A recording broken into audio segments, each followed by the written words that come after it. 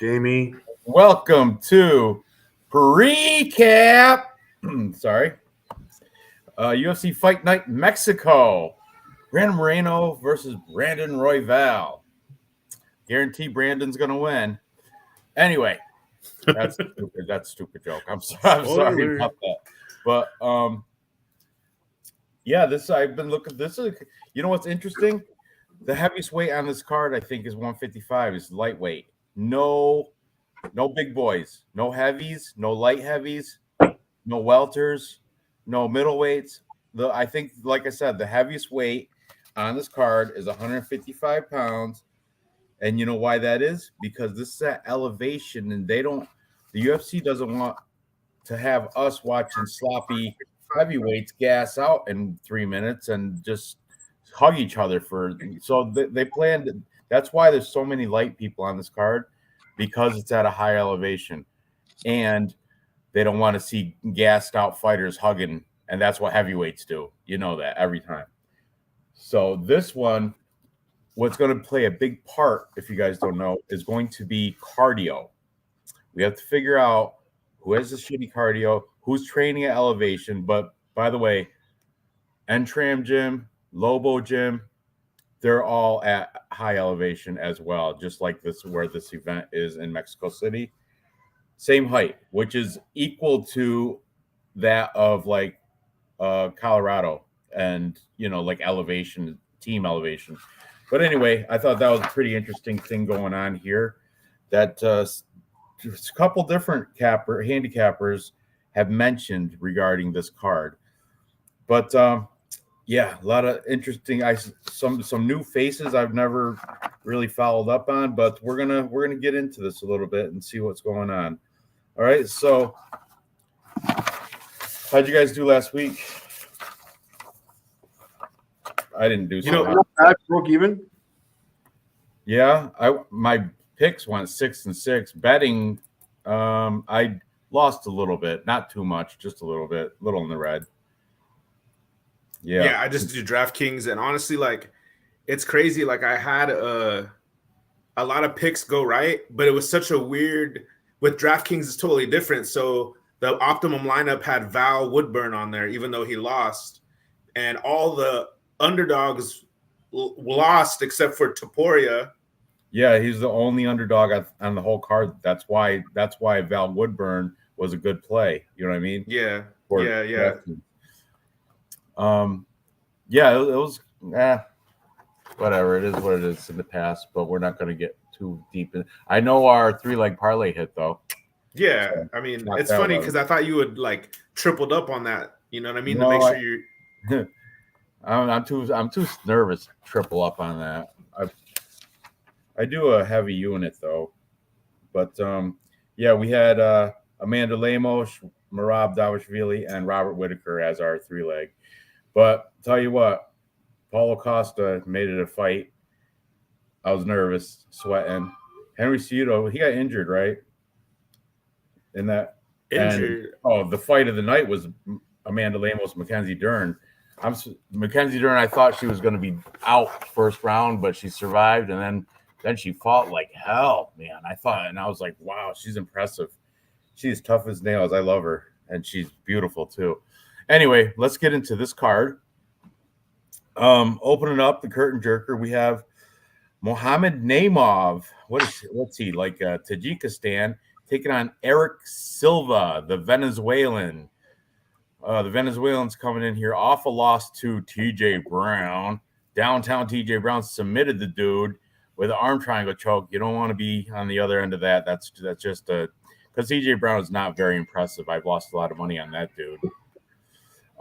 Mohamed Naimov, he's coming off a fantastic win against Nathaniel Wood. That's why this is a very like odds wise. This is the second biggest, widest line on the card, or actually, yeah, second biggest line. It's like do you guys see the PFL Bellator thing? If PFL versus Bellator is also this weekend. Yep. You look at those odds, only 2 fights are close. Like on the fight card, I was looking at it today. Everything is -400, -500, I mean, just because PFL and Bellator joined, it's still shitty betting. You know what I mean? You got to, unless you find a sneaky underdog. But like I said, there's two fights on that entire 10-fight card. That's like one of them's -110, and the other one's like -120. But anyway, regardless, let's get into this. Muhammad Naimov on Bet Online right now is -550, and it's kind of justifiable because Eric Silva is not that good. I mean, let's check out Muhammad Naimov. This guy is actually pretty impressive because he beat the prospect Nathaniel Wood, fantastic win there. He beat Jamie No Eyebrows Malarkey, fantastic win there. And before that was when he was in a regional scene called Tough Enough, beating not bad guys like 4-3. That guy's crap, but this other guy, Sitik Mudiev, 10-3. That's a decent record. I'm just saying they're not complete cans until you go further down. Of course, everybody starts out against cans, but I'm saying his caliber of fighter is much better than our boy Eric King Silva. How many Kings are there? Bobby King Green, Casey King O'Neill, Eric King Silva. Eric King Silva, the Venezuelan. Isn't Venezuela right now in like political turmoil? Don't they have things going on like always in political turmoil? Right, but right now it's at like a peak. Like, you know what they're doing right now, Venezuela? I heard they're imprisoning everybody, even for false arrest. They made a 40,000 occupancy prison, so they're getting crazy with arrest and prison, like just arresting people for stupid stuff. Anyway, this guy is coming off that loss to TJ Brown. Before that, he had a Contender Series win against a 3-0 guy. Prior to that, he was in Lux Fight League. Well, Lux is better than that other one, Tough Enough or whatever, that thing. But still, these guys, I mean, looking through, I've never really heard of any of them, you know. But the records are decent. We got 18-6, a 12-5, you know. What's important is that he's finishing these guys, right? Ground and pound round one, rear naked choke round one. He is. But that's why another thing you got to think, has his cardio been tested? And as I said when I opened the show, it's going to be a big deal here because they're fighting at elevation where cardio is important. That's why this card is full of lighter weights. This is a featherweight fight, so you know, I think Muhammad Naimov is, I hate -550. You can't bet that, but he's definitely my easy Tapology pick, and I think he's going to do it inside the distance. I'm going to say probably a knockout round 2. That's my pick. What do you guys have to say on this? I don't care who goes first. Spill it. Okay, I'll go. I was actually trying to look it up. You can maybe you guys can back me up on this, but I think Naimov trains at elevation with Cody Sandhagen, or is that his name? Corey Sandhagen. Corey Sandhagen. Yeah. But important thing, I think those are facts. I think those are. We'll check out his Instagram. Well, go ahead, keep talking. I'll check it out. Yeah, so that's something that he has going for him. He's like if I remember correctly, he kind of like builds, like he kind of loses the beginning of the fight, like Chito Vera, and somehow just like builds and puts it on you. And Silva, he's 36 years old. I mean, I don't want to overthink this. If you want to just keep it simple, Silva's 36 years old. He didn't look good in his last fight. And Naimov is got a 5-fight winning streak. He's won several fights in the UFC. Yeah, against good people too. Nathaniel Wood's good, dude, right? And I want to say the line too blew up. So I heard it started at -250 and it blew up all the way to -500. So I think it's clear if you're just picking a winner, Naimov's got to be your guy. If you're picking Silva, man, you know some inside stuff. You know. Okay, right there. See that right there, that picture right there. That dude. This is Lobo's gym. I think it's in Denver, Colorado, which is this dude right here is his name is Lee. He's a black belt. He's decorated jiu-jitsu black belt, but this is a jiu-jitsu gym. They're not striking there, you know what I mean? But that's you can see that all right from that's that link there that's in the blue. That's the dude right next to him. But Lobo, what else? Denver. What's that? At Lobos BJJ Denver. Yeah, Lobos Gym Denver. It's a decent one. I clicked that earlier this week and remembered. Yeah, I got to go with Nemov all day long. Clarissa Shields, she's fighting on that PFL versus Bellator. I don't know. Like that thing, I looked at the card, but I don't know which one's which. I don't know who's the PFL champs and who the Bellator champs are. But I do see the wide lines on almost every fight. Like, I think Clarissa Shields, she was like minus, I got it right here. She's like stupid minus, where is it? Just for shits and giggles, take a look.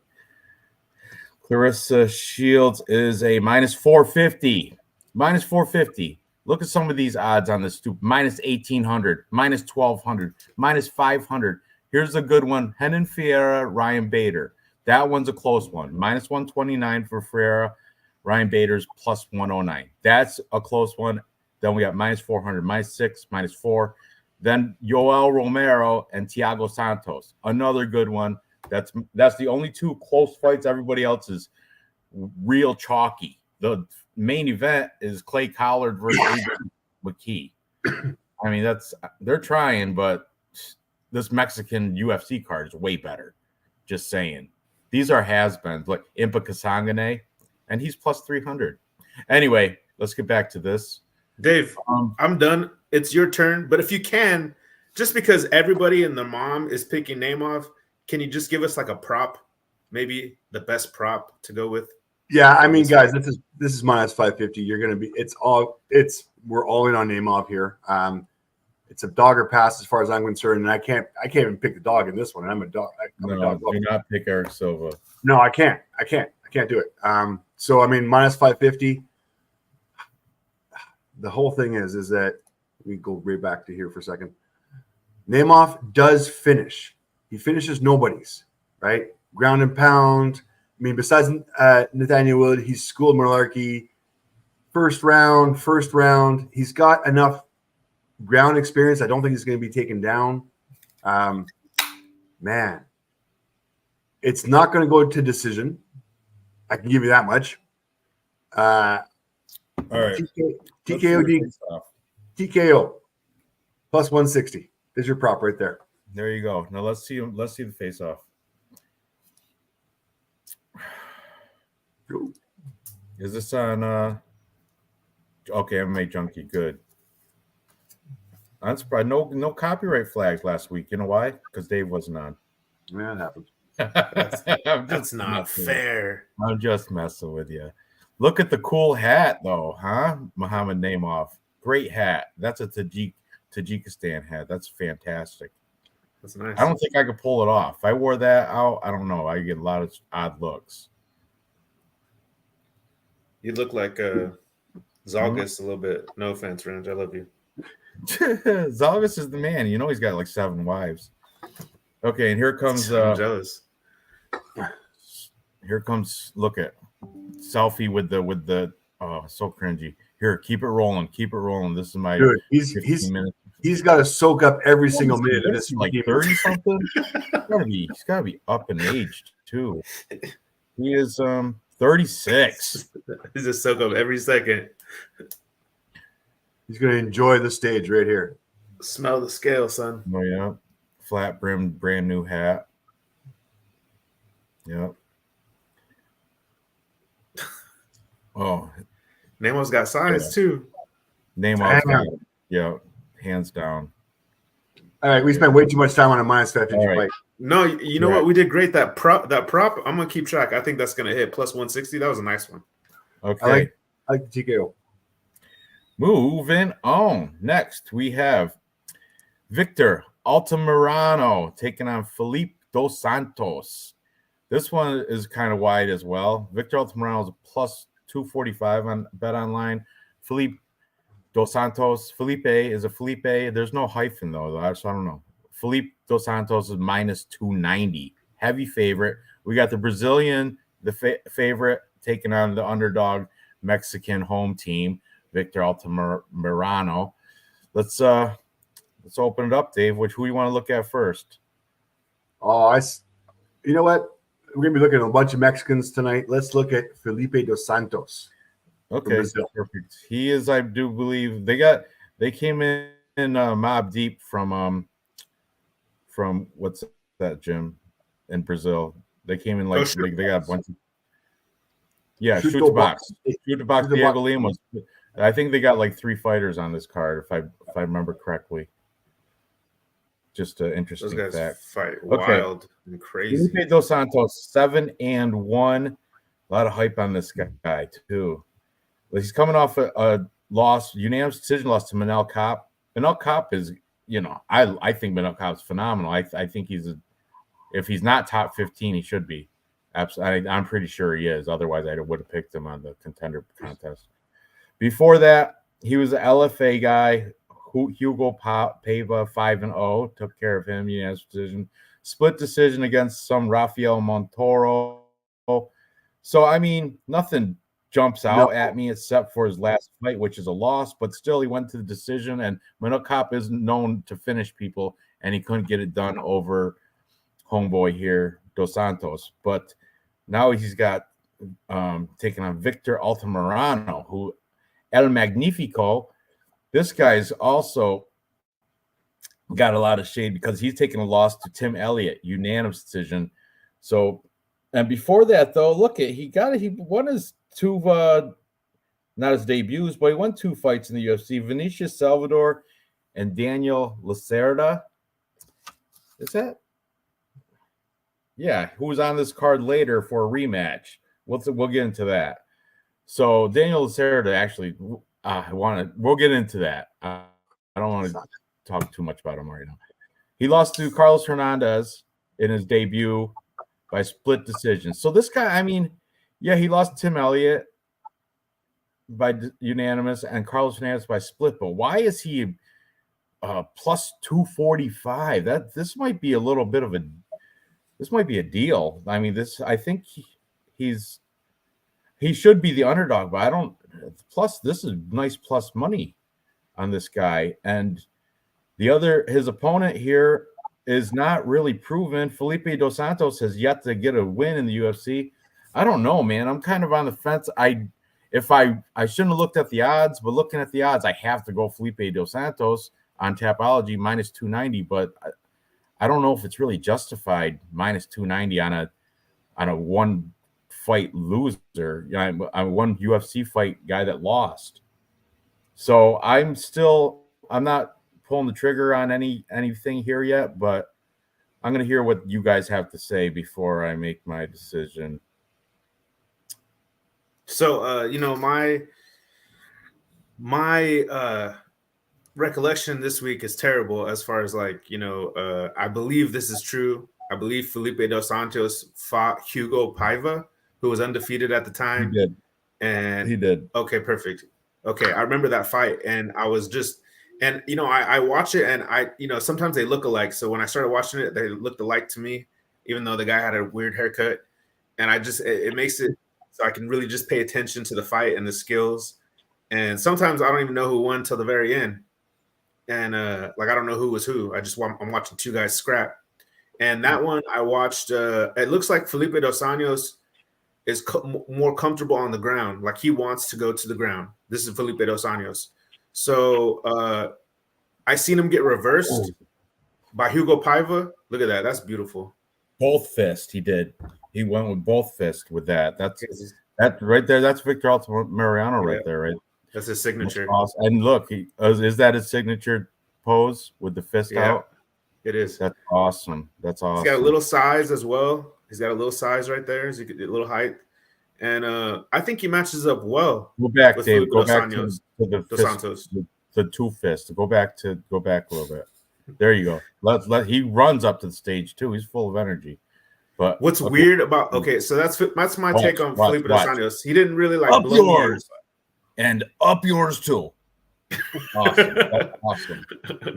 That's the up yours fist. I love Street Fighter character right there, boy. And so is Felipe Dos Santos too. He looks like right out of a video game as well. He's clenching the teeth. Got to see the jaw sticking out, the jaw muscle, clenching his teeth. And I'm telling you, those 2 box Diego Lima guys, San Andreas, they all fight the same. Super aggressive. They all can strike, and they got nasty ground game. That's what's scary about this dude. Yeah, but I don't know. Yeah. What are you thinking? Real fight. I'm gonna go with Altamirano to win by decision.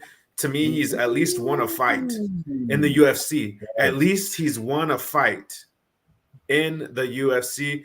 Felipe Dos Santos, he did good against Manel Kape, but how are you gonna like give a guy credit for a loss?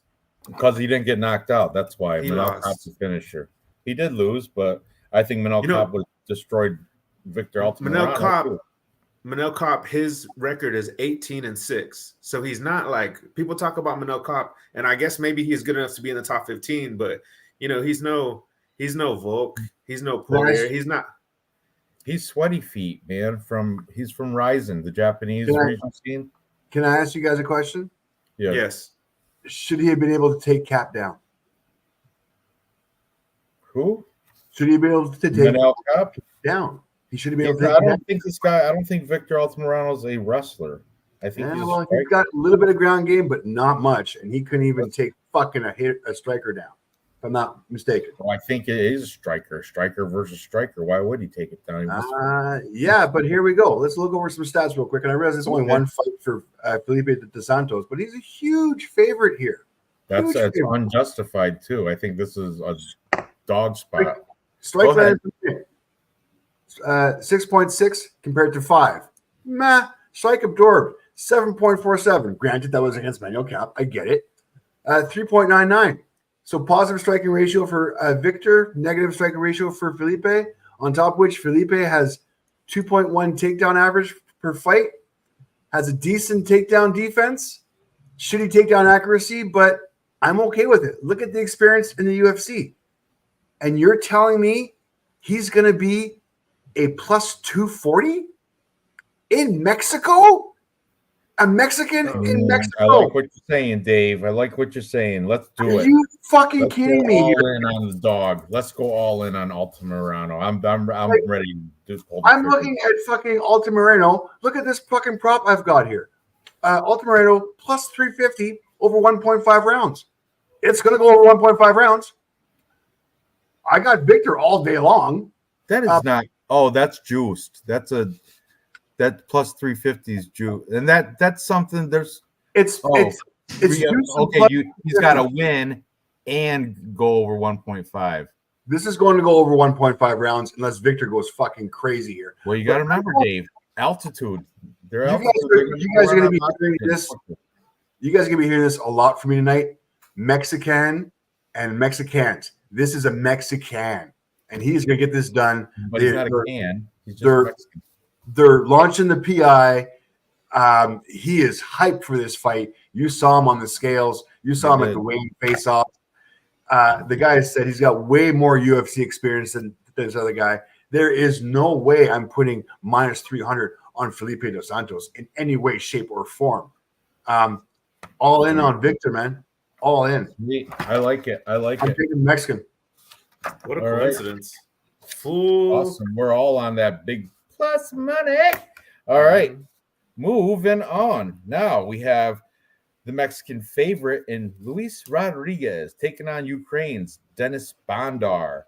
Denis Bandar, here's another one. I think he's got more UFC experience, and I do believe he's got some win. Let's check him out. Okay. Denis Bandar first. Let's check it out. 19-4. Oh, look at the beautiful family on Tapology. Wife, 2 kids, happy as pie.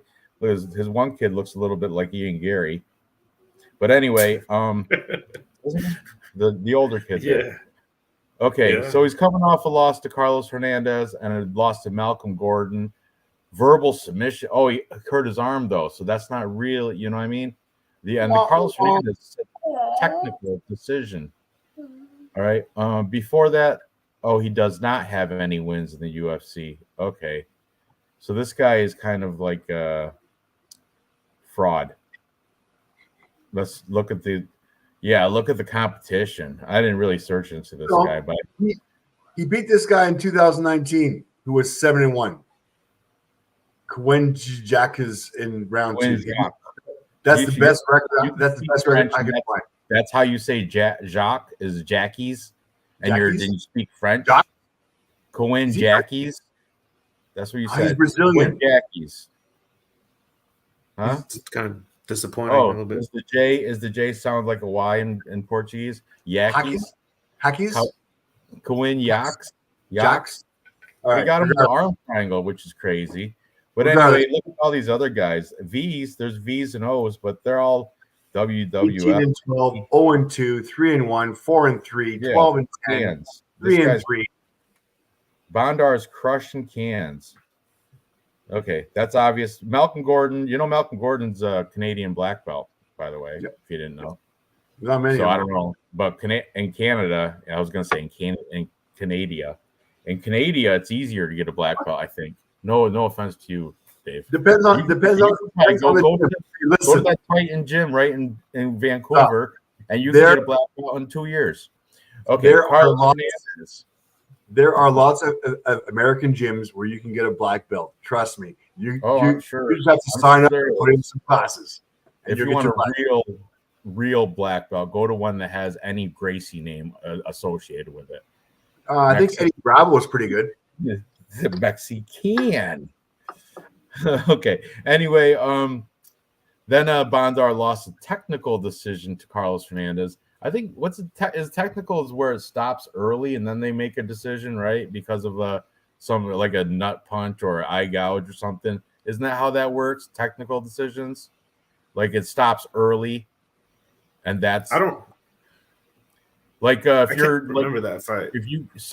I don't either, but I think if you're like past a certain point, like if you're in round 3 and then you get an eye gouge, you can't fight anymore. It goes to the scorecards, technical decision. See where it says technical? Yep. Oh, 3 rounds. It went the full. I don't know. Then what makes a technical decision then if it doesn't go? I don't know. With whatever. Doesn't matter. Let's look at Luis Rodriguez, the opponent. Okay, this guy, Lazy Boy. What a stupid name to be a fighter and in high elevation where the cardio is important. Lazy Boy. Okay, so Lazy Boy is such a horrible. That's like the worst one. He's coming out of the Lux Fight League. Lux, I mean, that's the Mexican regional scene, which is all right, I guess. Look, he's got 11-11 was his last fighter. Angel Rodriguez, Jamie Landono, 5-1. See, these guys aren't as canny as the WW whatever the Ukrainian app. Look at Paul Marquez Marino. Wonder if he's related to Brandon. See that guy? 6-5. I don't think he is. He lost to Jerome Rivera in the Contender Series. Jerome Rivera had he had like two or three fights in the UFC. I'm pretty sure. I had a little streak. Yeah, he did come in there. So I mean, these guys, like I said, this card is full of this type of fighter, like that, like they're new. This is making his UFC debut against Dennis Fraudulent Bondar. I guess I have to go. What are the odds? All right, Luis Rodriguez is on Bet Online right now. I wrote him down right before we started this. -129 favorite for Rodriguez. Bondar can be had at +109. I don't know, man. I guess this is kind of coin flip. I guess I don't know. I guess I'll go with the home team, the Mexican, Luis Rodriguez, right? What's the Tapology pick is? Well, I'm going to decide when I see them face off. Tapology pick is Rodriguez. 70% of the community is picking him, and 78.8 of that 70% is saying by decision for Rodriguez. I feel them. I think the Tapology community is right with this one, probably only because Dennis Bondar is kind of the fraudulent. He's more of a can crusher. Lux Fight League is way better than the whatever that Ukrainian thing is. So I'm gonna go with the Mexican here, Luis Rodriguez. What are you guys thinking on this? Man, you kind of like put doubt in my heart because I looked at the records like up and down, but then the closer we looked at it right now, I realized that Bonyar's only had 2 fights in the last 4 years, and that's a little bit worrisome. And those And two they're both fights he losses. lost. Yeah. Yeah, so he hasn't Verbal won a fight. submission. Yeah, he hasn't won a fight in 5 years. Also, too, I looked into that technical decision, and basically that was a bump of heads at the end of the fight with the last few seconds left. And it was a surprise to everybody that they announced it as a technical decision. Everybody thought it was a KO. So the KO changed from Okay. Yeah. So I kind of wanted to go back and see how recent that was, because for Carlos Hernandez or whatever that. Yeah. I kind of want to go see the end of that to see how badly he was hurt. I'm curious now. So after the show. Oh, hold your horses! Look at this dude's haircut. Oh my goodness! I might have to take Bondar just because that stupid hair. What is going on with that? Oh, I don't. Who definitely? I don't. Somebody beat Luis Rodriguez, and that's his freaking barber. Look at that! Look at right there. Look at right there. What is going on? I love all of it. Oh, I'll give him points, originality points. I'll give him originality points, I guess. That wasn't even a $20 haircut. That was like 20 pesos. Look at that crap. I love the ears. I love the lips. I love the face. He got a skinny stash. Is that a skinny stash? Tell me if that's a little skinny hair lip stash. I love. Oh my goodness! And look at the ears. Sunk streak. He's like the Mexican. Dude's got good gums. Dude's fucking popping good gums. Got a nice set of teeth. Yeah, got a nice set of teeth, man. He's a Mexican. He's got a nice set of teeth. There's not that much healthcare down there. It's wild. He is happy as shit too. Let's go. I'm number one. Okay. Oh my god, I can't get over the hair. That's like, what is going on with that? Look at this. Look at this. Oh, Hunter Campbell up to the brass. Just absolutely. Now he's serious. But I can't be serious with that haircut right there. Look at the streaks. That's on purpose. That's not like that's a slip. Or no, make some lines right here, man. Make them right here. Make some cool lines. And then I want a gray streak right down the middle, but make them curve to the side a little bit with my curls. This is a horrible haircut. Dennis Bondar looks kind of like Ian Kutalava. He's got this normal haircut, and he's got a kid. His son looks like E. Gary. I don't know. I hate this fight. I hate it. I love it. Coin flip it. That's. I can't even make a decision. Oh, he's look at that mouth. I gotta go. Even the stupid haircut. I gotta go with the home team. But I'm not betting anything. This is not making any parlay, none of that crap. Nothing. If anything, I'll go with dog if I have to put him in a parlay. Bondar, just with that haircut. Wow. Yeah, she wants her vitamins again. She already had them today. It's ridiculous. Her vitamins? Yeah. Is that your I'm getting my vitamins too right now. Yeah, I got mine right over here. Gummies? No, right. It's just regular. So who are you picking? You know what? Okay, so I'll go. Dude. You made some great points, like some serious good points. But the way that Rodriguez looks now and the fact that it's in Mexico and the fact that I couldn't make up my mind really to begin with,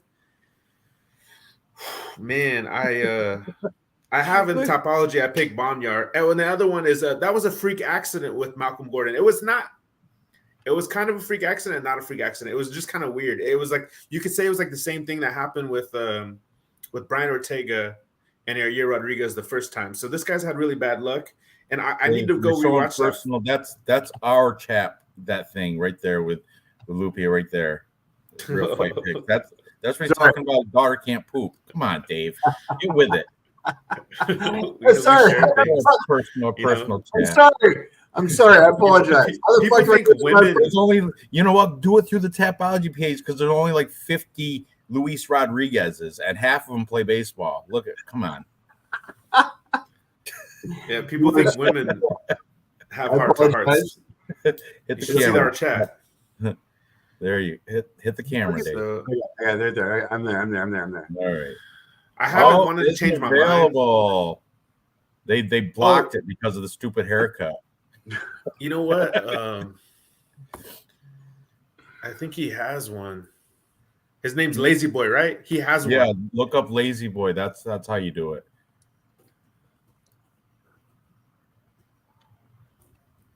Lazy Boy. That's my recliner's Lazy Boy. And boy, So his name's Ronaldo. So his down there, right there it is. There you Lazy go. Boy UFC. Lazy Boy. Oh, there's a close up of the haircut. there you go, there. Can't wait till we get to that one. Who cares about this? Get to the haircut. That's a nice one. Oh, that was coming. He's got some highlights. Dude, he's got lots of fucking awesome haircuts. That's an awesome haircut with the spinning back kick. Yeah. Sticks his lips out, huh? Oh, the flying knee. Oh, a knee right to Patrick Mahomes' face. That's so wild. This is that Lux Fight League, right? Yeah, he got some pillow hands, but still, he That's makes right. contact. Let's scroll to the down. Okay, here we go. Right there, that close-up, the close-up haircut. Oh, it's video. Oh, there was a good one. That's highlights again, Dave. Yeah, sorry. He's gonna pick his best. There you go. Oh, there you go with the high tops with the big tongues. Love it. With the Air Force Ones. Love it. Fucking in my Air Force Ones. They're just Look at this. just got popular in Mexico. Air Force Ones. Look at this cut. Oh, look at. He's got the same hair. Is that the dude from England there? That's why. Not No, by choice. that's a Mexican reporter. Oh, yeah, that must be the new Mexican hairstyle. Everyone's getting that. The stupid streaks in there. Loopy, you should get that. I'm going to get a haircut Next this time week. you go, say, can I get the Luis Rodriguez? Yeah, my hair lady. Got it. What are you, Dave? Dave's doing the Brian Ortega. He is. Dave needs to get some funny. cornrows. He's gonna look like a fighter in that uniform. Little hint for later on. We're not talking about Brian Ortega, are we? Huh? We're gonna talk about him later. Anyway. You know what? I'm gonna go ahead and I'm gonna add some I'm gonna add a lot more lineups with Rodriguez in this. So I'll switch my pick. I'm gonna switch my pick on Tapology. That's the only reason I'm saying it right now. Okay. Because he has never been finished. I noticed that he's never been finished. So I think that's Bondar's only way to win this I don't fight. think Bondar's been finished either. Has he? Yes, he has. He's got one loss by submission, one loss by TKO for Bondar. It's not Dennis either. It's Denise, because though there's a Denise. That's a girl's name. Denise Bondar. Fuck, man. He has good hands too, actually. He's not that bad. I don't know. Dave, because either one of these guys could be frauds.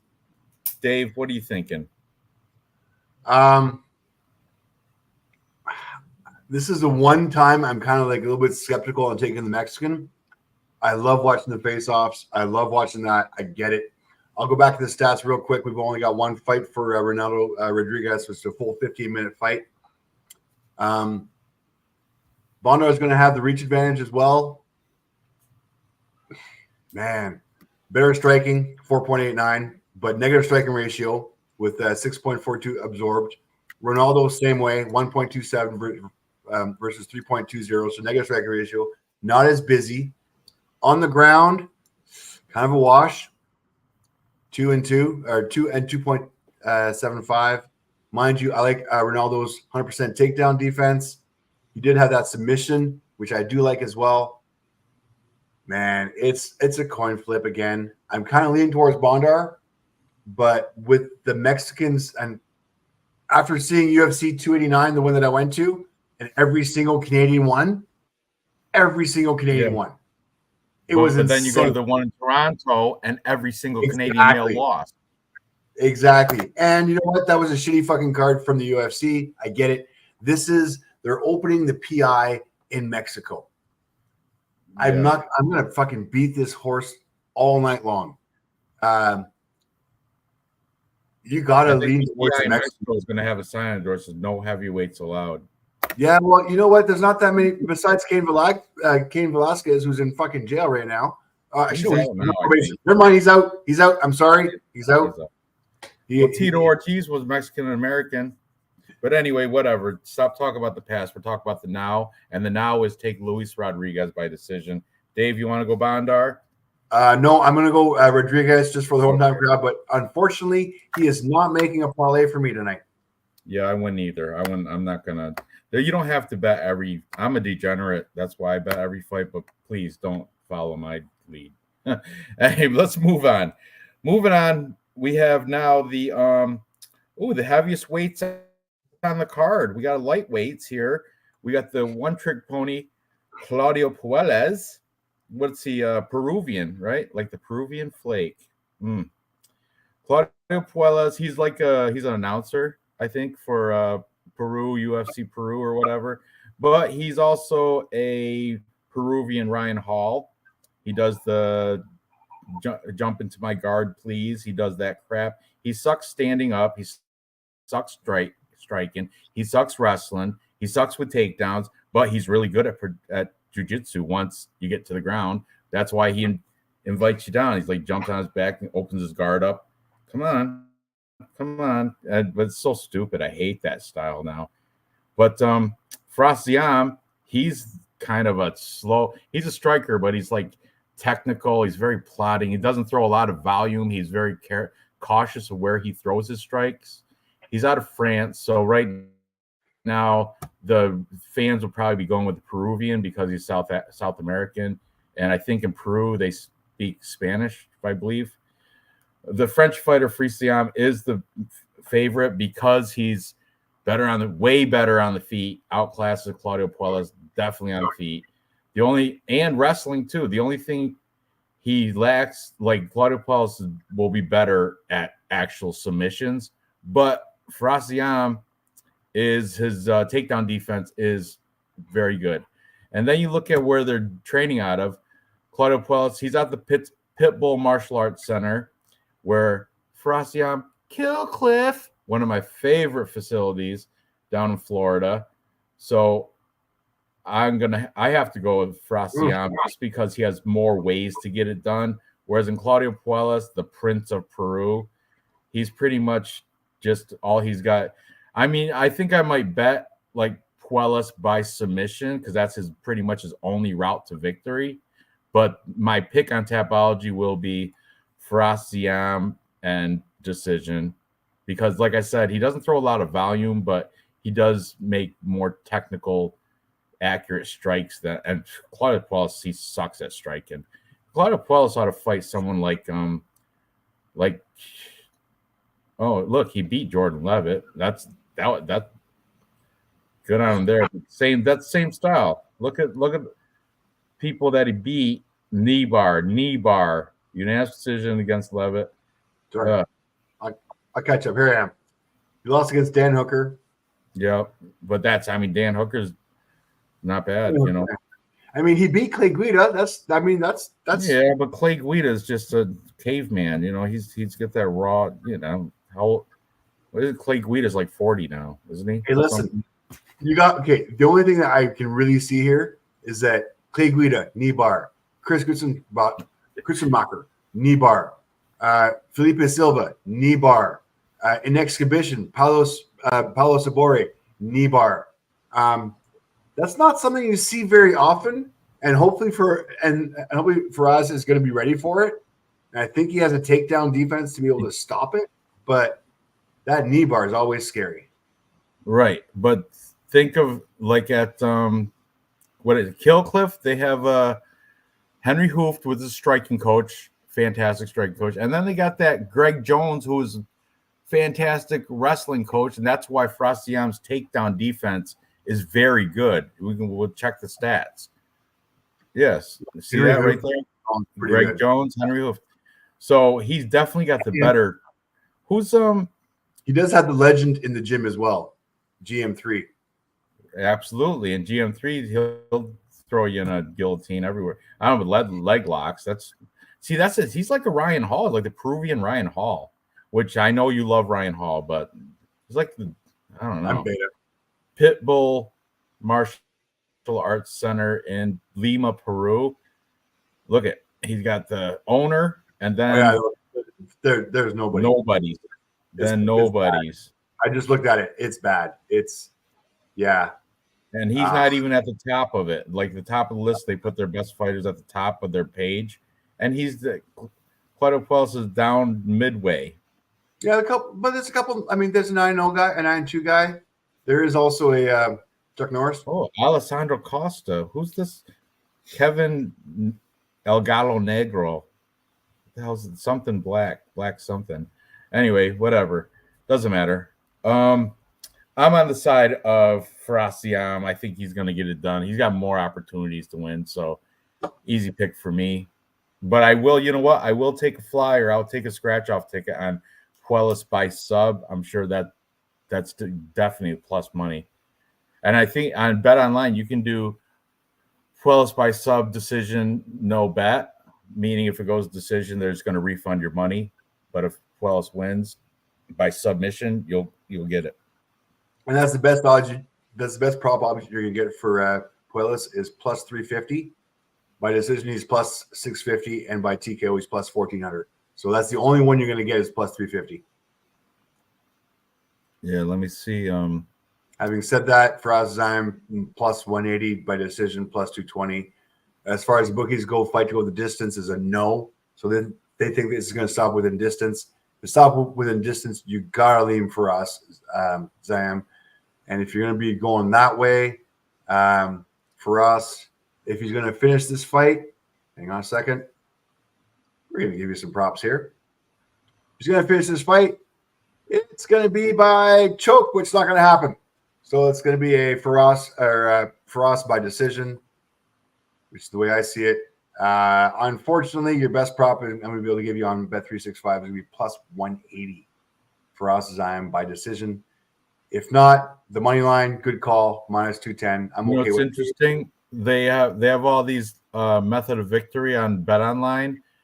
They have Farasiam points, submission, and then they have it by TKO. Then the Claudio Puelles, the ones by submission is locked out. You can't even bet that one because that's his only path to victory. Yeah. So that's a little suspicious. Yeah. But I like the Farasiam by decision plus 180. Best prop I can find on this one.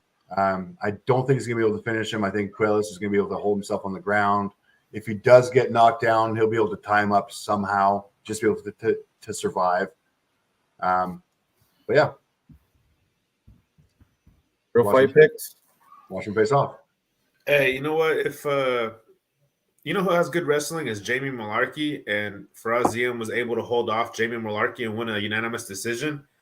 And Puelles doesn't really have wrestling. He likes to get in. His striking from 1 to 10 is like a 5 because he can throw a beautiful technique.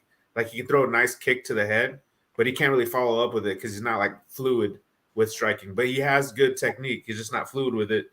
And he was exposed in the Dan Hooker fight. And I don't know if ZM goes to the body, but he can't take a body shot. He's worse than Anthony Hernandez. He's terrible with body shots. Oh, so look at ZM's got definitely height advantage. ZM, yeah, all the way. Yeah. So if anybody in the chat is on Puelles, I mean, I guess he can get a tricky knee bar, but man, he looked so bad against Dan Hooker. I hope that he was exposed to. I hope ZM got a chance to look at that tape. This is not going to be an exciting fight. I'd tell you that. It's going to be kind of boring. Because ZM is not an exciting fighter. He's not. He doesn't finish people. He does what it takes to win a decision. He's not going to risk the loss on his career by putting his neck out there. In this case, putting his knee out there. Knee, right? Yeah.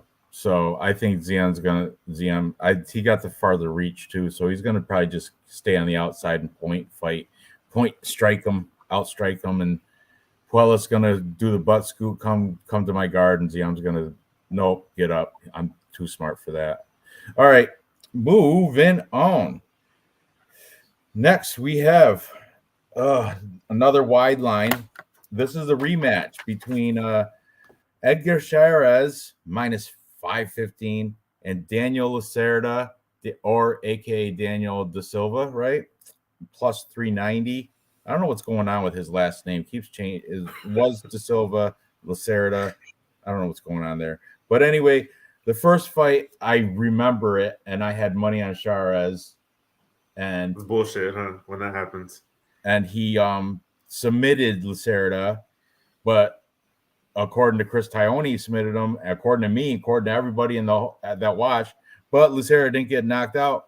So he's like, "What? I wasn't even." He stood right up and he's like, "I'm not even. I'm good. I'm good. You guys, faults." So that was overturned to a no contest. Now we have the rematch. So I'm still on Chairez, just like I was the first time. But I will mention something that I heard from We Want Picks Angelo. I guess Daniel's, if you watch that fight, Daniel Lacerda before the submission, he was winning. He had more significant strikes, and he was on top of the scorecards. But that's when he got caught in that, got his neck caught, and Chairez, did his He's thing. always winning the first 10 seconds of a fight. That's his another fucking thing signature. I've heard. And that's another thing I heard. I heard he gasses. He gasses out after round one. He's nothing. And Chairez, where's he train at? Entram Gym. What I say in the beginning of the show, Entram Gym is another high elevation gym in Mexico. Where's Daniel Lacerda? Miojo. ATS Gym is in Brazil.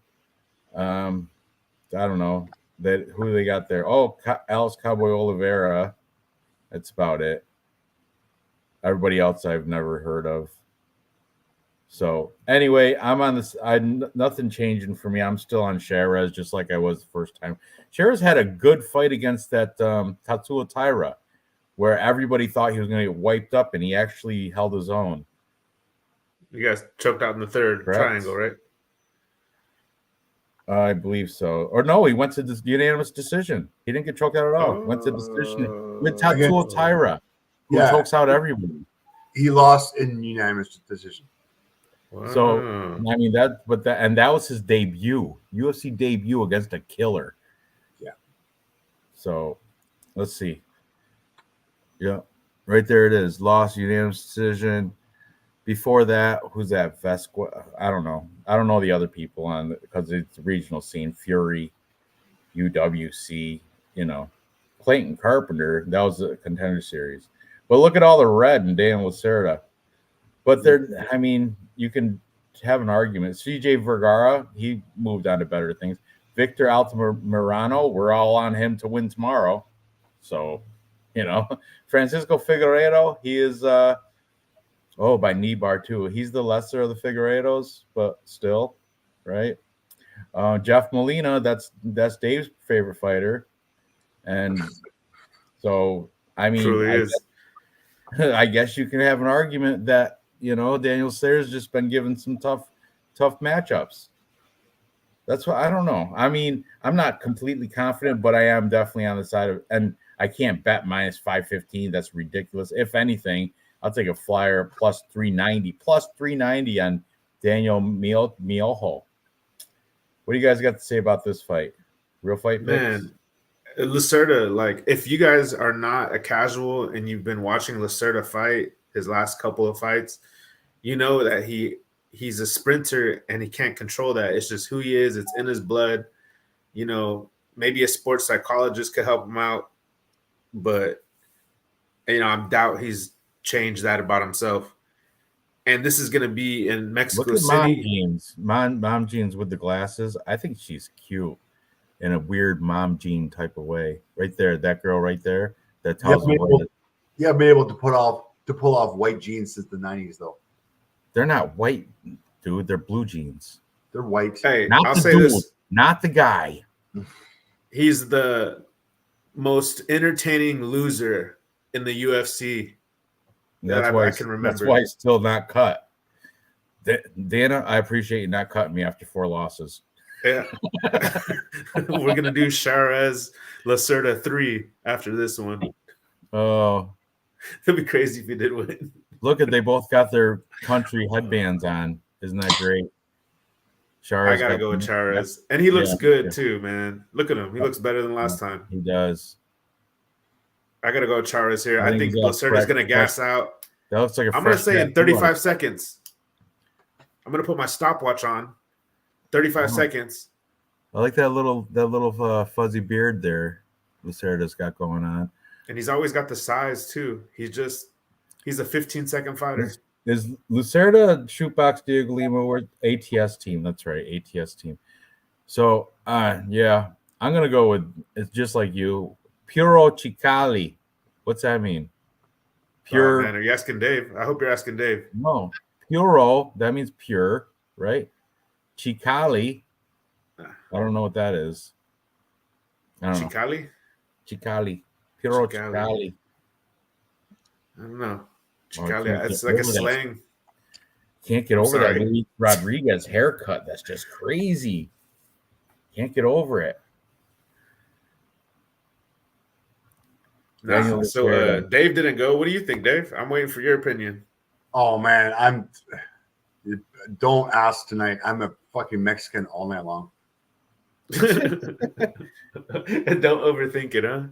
I respect that. If that's really your like breakdown, I kind of like it for this He's card. got nothing. Account is private. What a clown. Because you know what? He has nothing to show except for losses. That's why. Well, but I know. let me see what we got here. As long as I can see some kind of training here, I'll be happy. Where's Okay, he? so Oh, he's at a soccer field. he's hanging out with soccer guys, right? I'm okay with Yeah. that. He made weight, no problem. Got the bullets. Got the bullet. Oh, yeah. The bullets like the. Let me see some training video. Have you guys ever do you guys have jarritos in Canada? What's Do you that? guys have jarritos in New York? It's like a Mexican soda. It's like the brand, like the Pepsi of like Mexican beverages, but they're like fruit punch. Oh yeah. Like- So dude, come on now. Yeah. We're We it's have a Malta free trade agreement. Goya. Mexican, Or is it US, Malta Goya? Canada, free trade. I'm just saying, if you don't got it, Dave, I'll send you some. No, I'm good, homie. I've never heard of Alright. it. I don't think we have it. I've never heard of it. It's not bad. I mean, I drink it every now and again. I just felt like I wish I had one right now. A jarrito. All right, I'm on Charles as well. I mean, he is a minus 400. I think we're spending way too much time on this fight. As far as bookies go, fight to go the distance, no minus 600. You look at his props. I mean, you got to pick him by knockout. Plus 140 is the best I can do for prop odds for this fight. Yeah, damn, that's all I got. Edgar by TKO, the Mexican. All right. Moving up the card. We have next, our Mexican is Jesus Aguilar, who is actually the underdog at plus 110. Close fight against Brazilian Matus Mandanca. This is another one from Shootbox Diego Lima, I'm pretty sure. Yep, he is. We'll check it out. Yep, Shootbox Diego Lima. I told you they're coming in mob deep. He fights just And, like that too.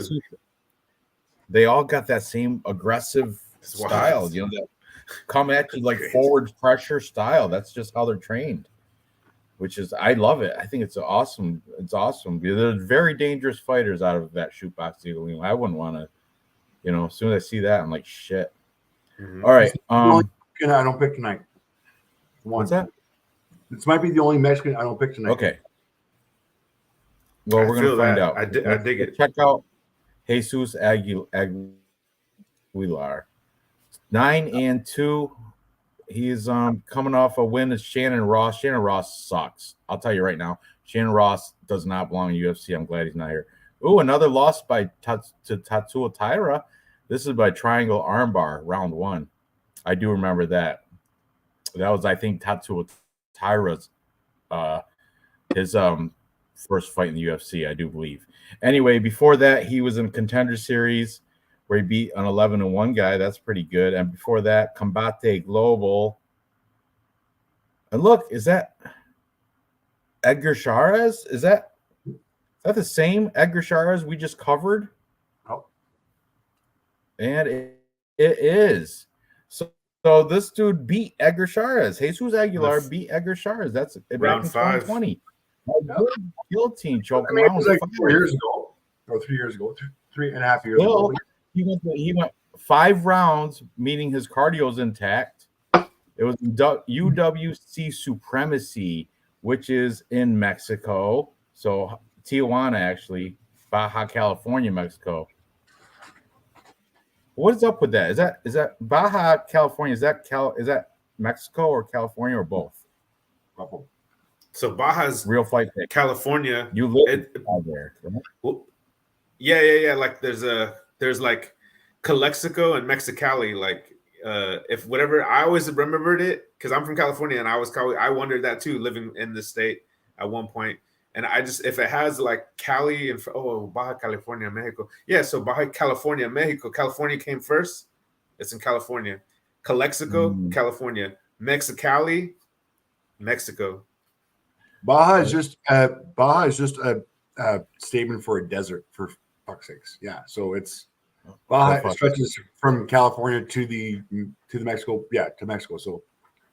I noticed on this fight, Jesus Aguilar Edgar Chairez, it was the headliner. It was 4 belts, and he got choked out at 4 minutes and 41 seconds around 5. So he did do a full fight. If he lasted another few seconds, he would have survived. And who knows? I didn't watch that stuff, but who knows? He might have been leading on the scorecard. Anyway. That's a great win for Jesus Aguilar, in my opinion. I love that. Shannon Ross, that's better than the Shannon Ross. But he did Shannon Ross the right way. Round 1, 17 seconds. That's impressive, no matter who you are. Okay. Where Matheus Mendonça, Bacau, out of Brazil, he's coming off a loss to Nate Maness. I like Nate Maness. I'm a big fan. And Javid Basharat. So big fan. Those 2 losses, you cannot take anything from that. They're both good fighters, in my opinion. I would take them to beat. I would take both of them to beat Jesus Aguilar. But let's see. Before that, he was in Contender Series and Future MMA against. Let's see if these guys are cans. 21-5. Look, 0-0-0. Ugh, that's not good. Then yeah, so kind of a can crusher right up till. Yeah, till his last fight before Contender Series, and then just losses. And you know what? I'm taking the underdog here, Jesus Aguilar, plus money. You can take Mendonça, but I don't. I know he's out of Shootbox Diego Lima, fantastic gym, but I'm not feeling it. I'm not feeling it here. I want to see him face off. Yeah, me too. Because this is the one time I might have done this Mexican, but if he impresses me in this face off, I mean, if he's got something, that one quality that fucking takes him out of the crowd, and this Brazilian looks good. Serious.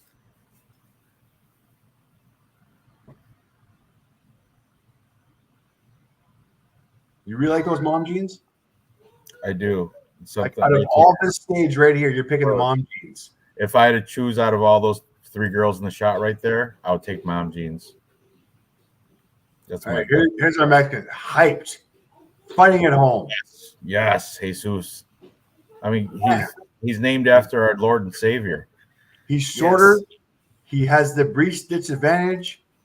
He knows, like, look, right away, he's keeping his distance because he knows he doesn't have the reach. He's got to keep distance right off the bat. Oh, stop it. It's true. He's sizing him up.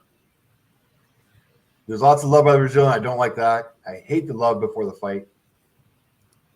Man, I don't know. I'm still sticking with the Mexican.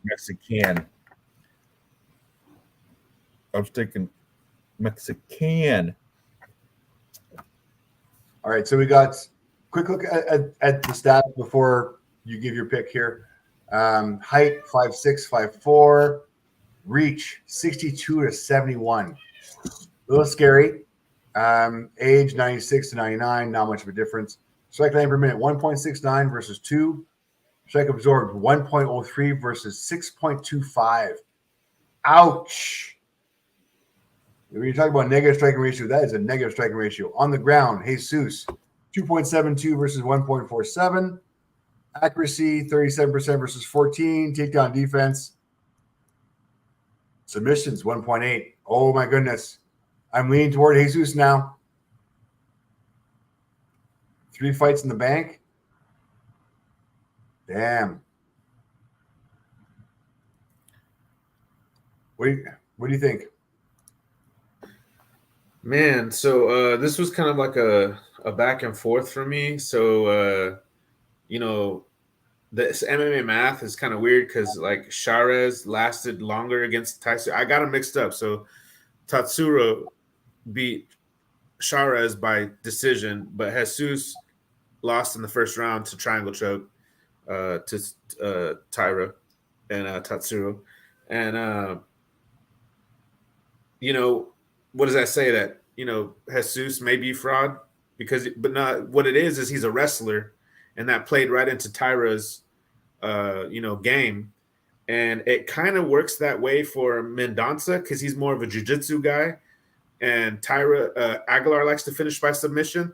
So the prop that I heard, just to give the chat something good, was that for this fight to end by submission was plus 150. That would be my play if I was putting my money in it. It would be just simply the fight ends by submission. So I thought that was a good prop. I heard that on the show earlier today. So, but if I have to make a pick, because I know it's going to the ground, and I don't think that Aguilar has the skills to submit Mendonça, because he's pretty slippery on the ground. I mean, he trains with. I'm pretty. Did he tag that, Dave? Click that picture. That's the whole Shootbox Diego Lima team right there. Oh my God! I want to say that getting submitted is Aguilar's weakness. That's his kryptonite. As a good jiu-jitsu player, that's why he lost in the first round. And this guy right here, Mendonça, on his record, he has different kinds of chokes. And Aguilar seems to favor the guillotine. I was watching his fights, but Aguilar, this fight's going to the ground, so you just have to decide who you think is going to win on the ground. Even though Aguilar knocked out Shannon Ross, that's not how this fight's going to go. So I don't want you to think that, Ranj. Let's Jesus Aguilar, where he's training? Entram Gym. Let's check him out. He's training Entram Gym with I'm assuming with like I don't have an Instagram link. You gotta search him. Jesus Are you Aguilar. gonna put him on the same level as Nate Maness? Are you gonna put Aguilar on the same level? Because that's I said both Nate Maness and Javi Bashrat will beat Jesus Aguilar. But, man, I cannot look at that stupid haircut anymore. Luis Rodriguez, get him off. All right. So, scroll down a little bit more. Soccer. That means he has cardio because he's running around playing soccer. Right. All you do is run. And keep going. So right there, he's doing a guillotine choke on some street guy. Keep going down, Dave. Oh, look, guy was just working, just doing his job, sweeping the street. Give it a choke. Goes down. There's not much training picks. Right there. That's an Entram Gym. I don't know who those people are, but he's tagging people aren't even in the picture. But that is. Oh, that's Yasmin. Is that Yasmin? What's her? Yeah. Who's fighting? Yeah. Is it Yasmin? Yeah. Okay.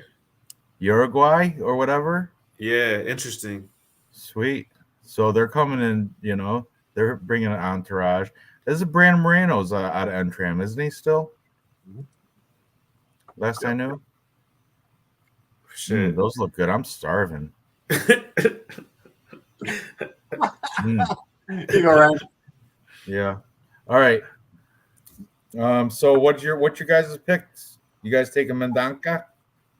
Yeah, I'm gonna stick with Mendonca. Although I can kind of see Aguilar getting stronger as the fight progresses, but I'm gonna go with Mendonca. Dave, you too? Ah, I think it's Mendanka with a K sound, not a S. Even though Cody from Blood Money says Mendanza as well. I can't do it. Like, look at him. Like the strike absorbed from Mateo 6.25. I get it. He's gonna have the huge. Like, you never see a 9 or like fucking 62 to 71 inch. You never see that kind of advantage in reach. Is that real? Ever. Wow, it is 9. Insane. Did we look at their face-offs? Can we see it again? I want to see if you can visibly see. Yeah, we can watch it. Hang on. I want to see if you can visibly see the difference. And It is. I mean, he is a midget. oh, he does have super short arms. All right, and he's got these T-Rex arms. I didn't know that. That changes I know about that everything. life. Like, that's the But- only thing that fucking scares me. Oh, and Dana's giving the look to the winner. I know. Oh, you guys He's like, just you better do what I just paid you to did do. it, The only Dave. one I got problems with. This is the only Mexican on the card I'm Got not money on betting you. for. Man, I don't like it. It's just the body size. It's just the guy. They're both trainers. The guy is barely like there's no chest definition whatsoever. I mean, this is the Mexican build, and he's a little guy. He's used to fighting guys who are bigger than he is. But that reach, Jesus, 61 is fuck. That's a huge reach advantage. But the thing is, Matus Mandanka's beat nobody. I know. This is why I'm having problems. I'm having some serious. At least this Jesus Yeah, beat look. Shannon Ross and Edgar Sherez, two And people look. that we know. He gets beaten the fuck up. He gets tuned up on the feet, and the ground game definitely goes to the Mexican because Jesus Oh, much better see? ground game. Like if I were not to watch the face-offs, betting Mexican all day long, just with the stats, his record, the stats, everything else. I don't like that reach difference. Fuck, That's 62 to 4.5 70. inches on each limb. On each arm you got 4.5 inches. That's a whole fist, extra fist on the end of his. And I I don't mean, like that. But at the same time, what's the takedown defense for your boy Montanka? Madonka takedown defense is 49? 40%. Yeah, That's but pretty good. That's kind of good. I can go But deep. it's against cans. Okay, so he was taken down 3 times by Javit. If not, Ashim didn't fucking take him down at all. Nate Maness didn't take him down. I'm not very the takedown defense hasn't really been there. Whereas Jesus, on the other hand, he gets to take. I mean, Tatsura took him down once in the loss. I get it, but he took down Ferreira 3 times. I think the advantage on the takedown, and that's his Dude. path to victory. Listen, Jesus Aguilar versus Edgar Charas. Edgar Charas, 72-inch reach. He had a 10-inch reach advantage more so than Mendanka, and he got choked out by Jesus Aguilar. I'm sticking with my pick. Jesus Aguilar, Mexican. Done. I'll t-shirt bet you. No, I'm with you, bud. I'm sorry. I'm with you. Plus 100. Damn. I Mexican. feel lonely. I needed one thing just to get me over that reach advantage. You got me over the reach advantage. Thank you very much. Awesome. That was it. Golly. I got abandonment wondering. He issues. beat Edgar Charas. We're all taking him. I'll stay on this lonely island over here. That's fine. That's fine. I'll stay by myself. It's a close fight, man. It's a close fight. All right, let's move on. Next, we have the headliner of the prelims. We got Christian Quinones taking on the veteran Heoni Barcelos. Heoni Barcelos, if it's skill to skill, Heoni Barcelos all day. But he's getting up there in age, right? And he's lost a step. You got to admit, he's definitely lost a step. So what we got? How old is he? He's 36. That's the thing that bothers me because Christian Quinones is 27. So we got a 27-year-old. They're like the Entram Gym too. Man, he came with Jesus Aguilar. They rode all together in the same in the same van, just like Mexican people do. Jesus Aguilar, Christian Quinones, Yasmin Uruguay, and Brandon Moreno all drove together. They shuttled, ride share. Oh, okay. Nice. Leone Barcelos, look at his last 5. He's only got 1 win in his last 5, and it's not like he's getting beat by big, huge, money maker like Kyler Phillips, the Matrix. I mean, he's okay, but he's nothing spectacular. Umar Nurmagomedov, that's a good one, I guess. That's a I mean, not a good one. He lost. He beat Trevin Jones, who's not good, not that good. He got beat by Victor Henry. That dude with the long hair, that dude's been shown everyone thought that was a fluke. Well, I don't know. And then Timur Valiev, you can give him that loss, I guess. But I'm just saying he's losing lately to people that aren't upper echelon, But then at the same time, Christian Quinones got submitted by Kyung-Ho Kang real quick. And then before that, he was Khalid Taha. I think Henry Barcelos beat Khalid Taha too. If you look up who you got up. All right, Christian Quinones. Problema. That means problem. Problema. Okay, so Khalid Taha, not that great. Before that, contender series against Long Zhao. Long Zhao was in for a unanimous decision loss. Before that, UWC, I don't even know what regional scene that is. I never heard of it. Against 20-7, 14-1. Then Cans. We got 0-1 Can.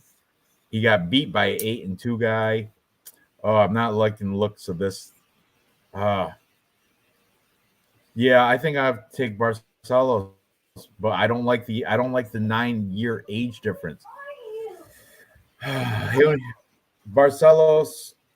Let's look at his glory days when he was good. I was right. He did beat Khalid Taha too, unanimous decision. He also beat Saeed Nurmagomedov, who I think is better than Umar actually. He beat Chris Gutierrez, Grits. 5 years ago. Yeah, I know, but Past still, his prime, man. Past his prime. You're right. He is, and this other kid's right in his prime, 26, 27, whatever. Yeah, unfortunately, I'm gonna have to go. Except Barcelos knows a lot more than Christian Quinones, but you got to take the home team, Mexican versus Brazilian. We got to take the home team in Mexico at elevation where cardio. I said before the show, cardio is going to play a factor in here, and a 27-year-old has way better cardio than Leone Barcelos. Plus, he trains at elevation because he's at Entram Gym. So, yeah, you're going to have to go with I'm picking Christian Quinones here. Plus, he's dog money. Plus money. Let's do it. Let's check him out on Instagram. Christian Problema Quinones, underdog, plus 134 on BetOnline right now. This is one of my dog picks right here. Man, really? Now Alexander, I'm with you. I think it's every Mexican so far. This card, just coincidentally, it wasn't intentional, just how it's working out. I got no Instagram. Sorry, homies. What? Yes, you do. Come on. No, I don't. I'll find it. Look, no Instagrams. No Instagram. You link. pull up. You know what? Pull up Leone Barcelos. By the time you're done, I will find Christian Quinones. Okay, go ahead with your. It's amazing, what do you baby. guys The meat's so good.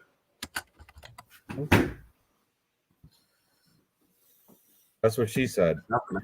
Sorry, guys. I gotta.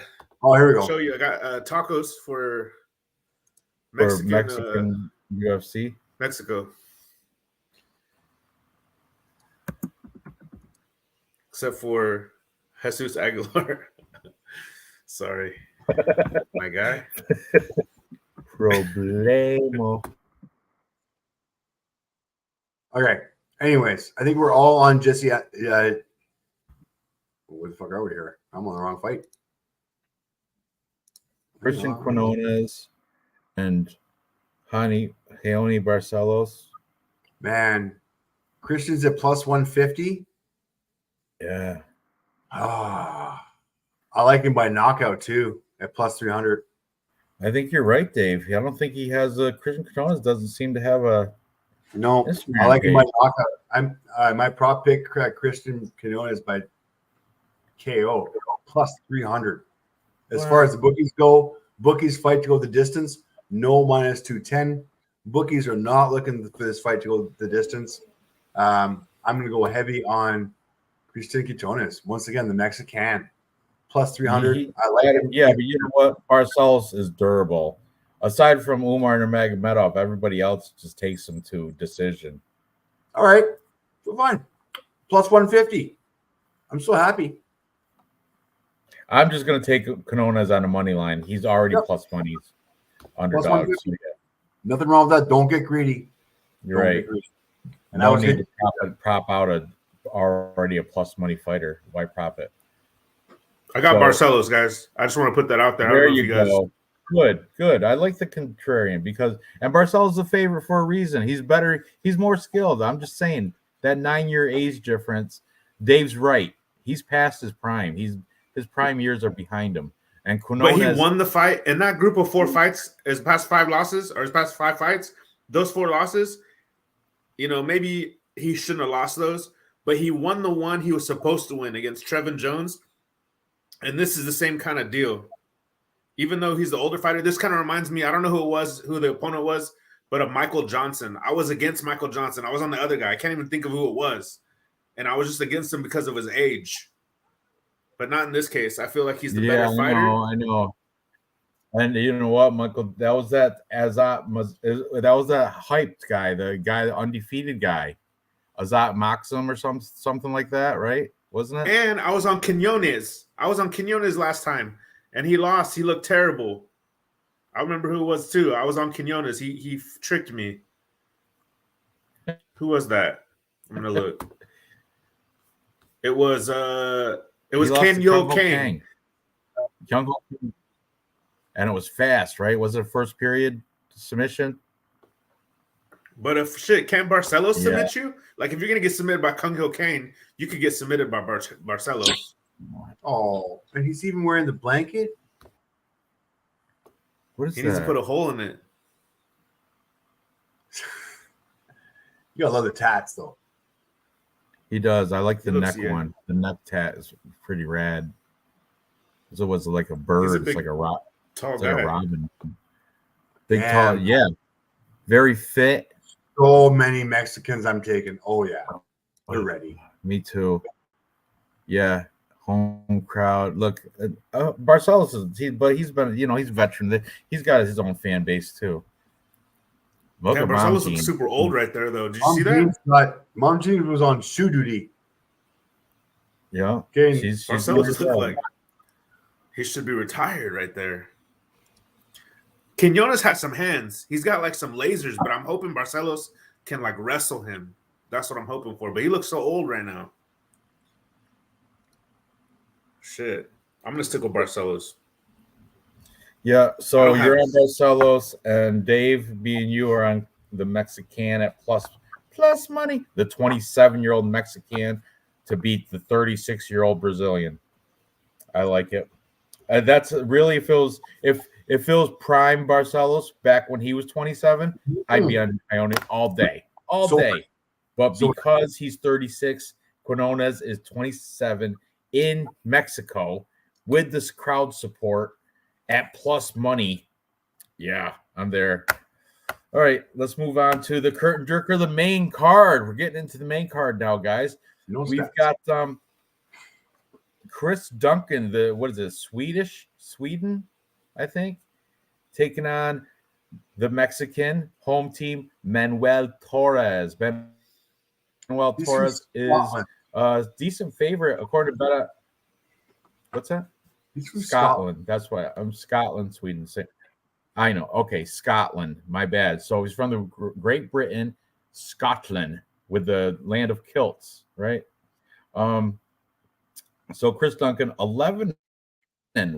Holy smokes, he's not bad. Let's see. Let's open his crap up first. 11-1. Let's see his competition. How he got to 11-1. Okay, Yanal Ashmus, anal ass mouth. Anal ass mouth is not bad. He's pretty good actually. He came in undefeated. I remember I lost money on him. I picked him to beat Chris Duncan, and I lost money on that fight. Before that, he beat Omar Morales, who was a Venezuelan fighter, and not bad. Prior to that, he was in Contender Series where he beat Charlie Campbell, and before that, he was in some unknown thing called UFL, which I'm going to open up, and that is out of England, London, England, Ultimate Fight League. London, England, Ultimate Fight League. He was not the main event. He was a co-main event, and he beat a guy named Jonathan Carlos, who fell to 6-5. So nothing great happened there. Chris Duncan. He's got a loss to Slava Claus. I see that. Round 2 knockout. That was in 2021 too, so that counts. That's not too far away. Bellator, he was a Bellator fighter as well. And he fared well in Bellator. That's very good for Chris Duncan. I like that. I like that he was a successful Bellator fighter. So, okay, not bad, Chris Duncan. And I really do like that against Yanal Ashmus. I know we make fun of the name, call him anal ass mouth, but that guy, Yanal, yeah, he's decent. He's a Jewish fighter, right? I think he's Jewish. Israel or something, right? Yeah, definitely. Israeli. He's an Israeli fighter, and he's good. He's surprisingly better than I expected. So anyway, let's take a check on Manuel Torres now. This guy, 14-2, El Loco, that means crazy. Nicholas Moda, nothing great there. Decent, but nothing great. Frank Camacho, pretty good for his UFC debut.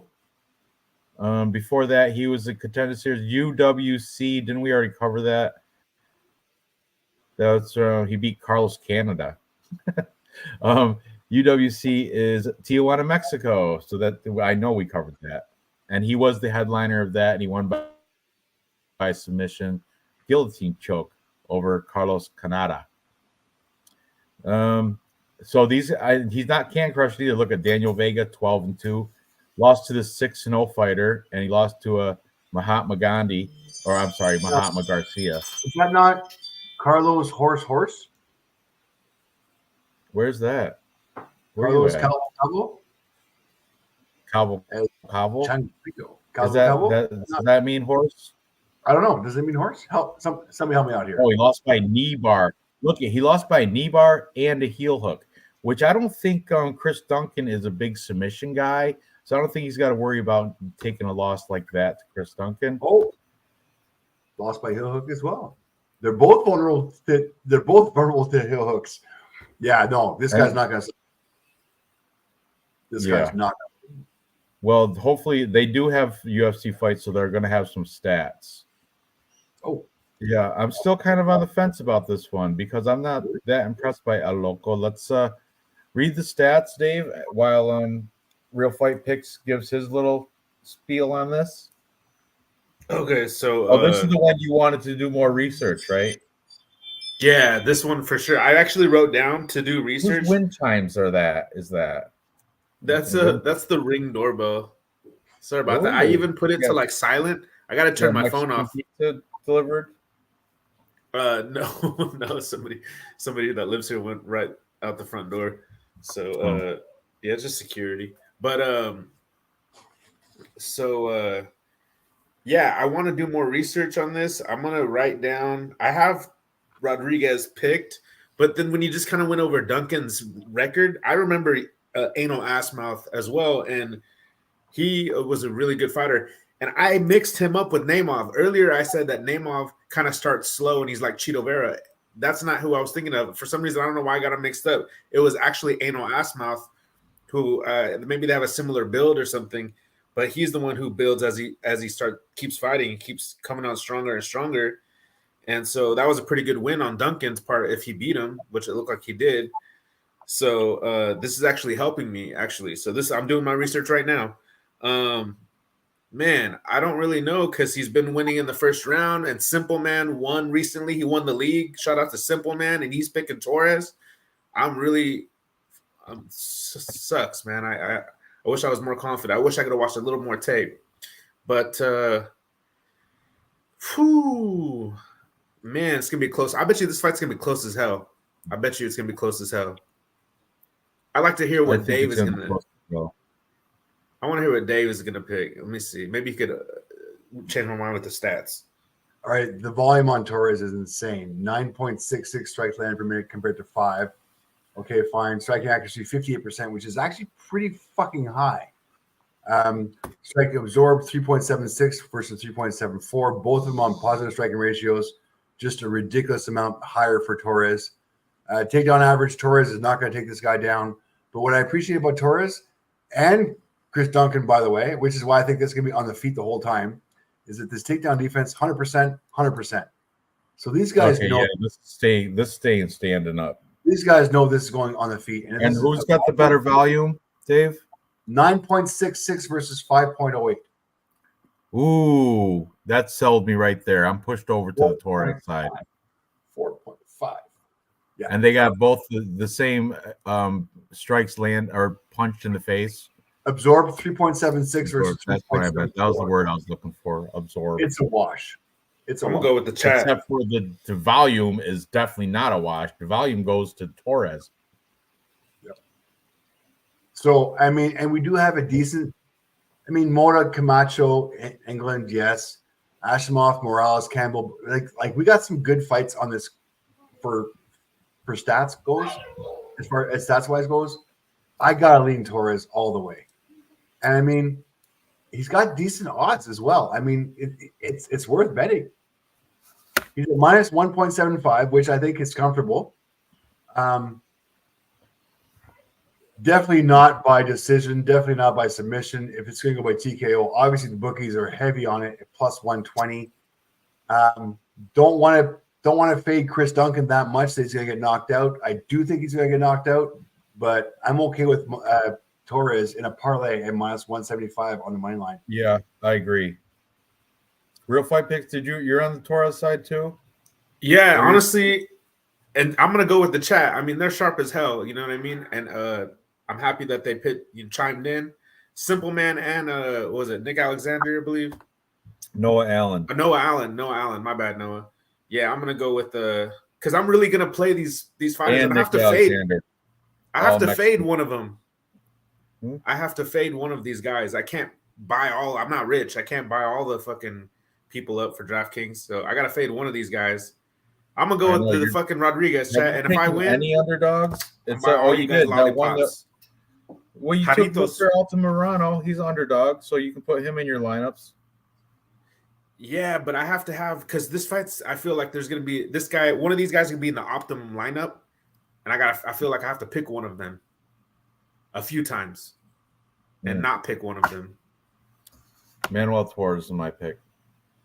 I'm gonna pick Torres too. That's everyone. Okay, so we're all in on Torres at minus 183 on Bet Online. Let's go. Next, before we go, yeah, rookies fight to go the distance. No, did we see these guys face off? No. Before we go there, fight to go the distance. Bookies, no at minus 600. So the bookies are not thinking this fight's going the whole way. That gives me a little bit more to Manuel Torres Torres at plus 120. I will make a scratch off bet on plus 120 on the knockout just for fun. But I do see this finishing within distance. Well, face offs. I'm on. Apologies. Here we go.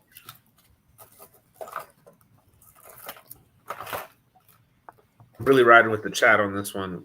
Jesus. Face paint and everything. See, that's scary right there. That reminds me of Paul Craig. No, it's not. It's cringe. That is the Paul Craig, Scotland, same country. It's cringe. Oh Don't like it. man, them guys are Oh, beasts. he got tattoo right down his spine too. So do I. It means nothing. I'm a pussy and I got it done. Yeah, I got. It's not right down my spine, but I got back tattoo as well.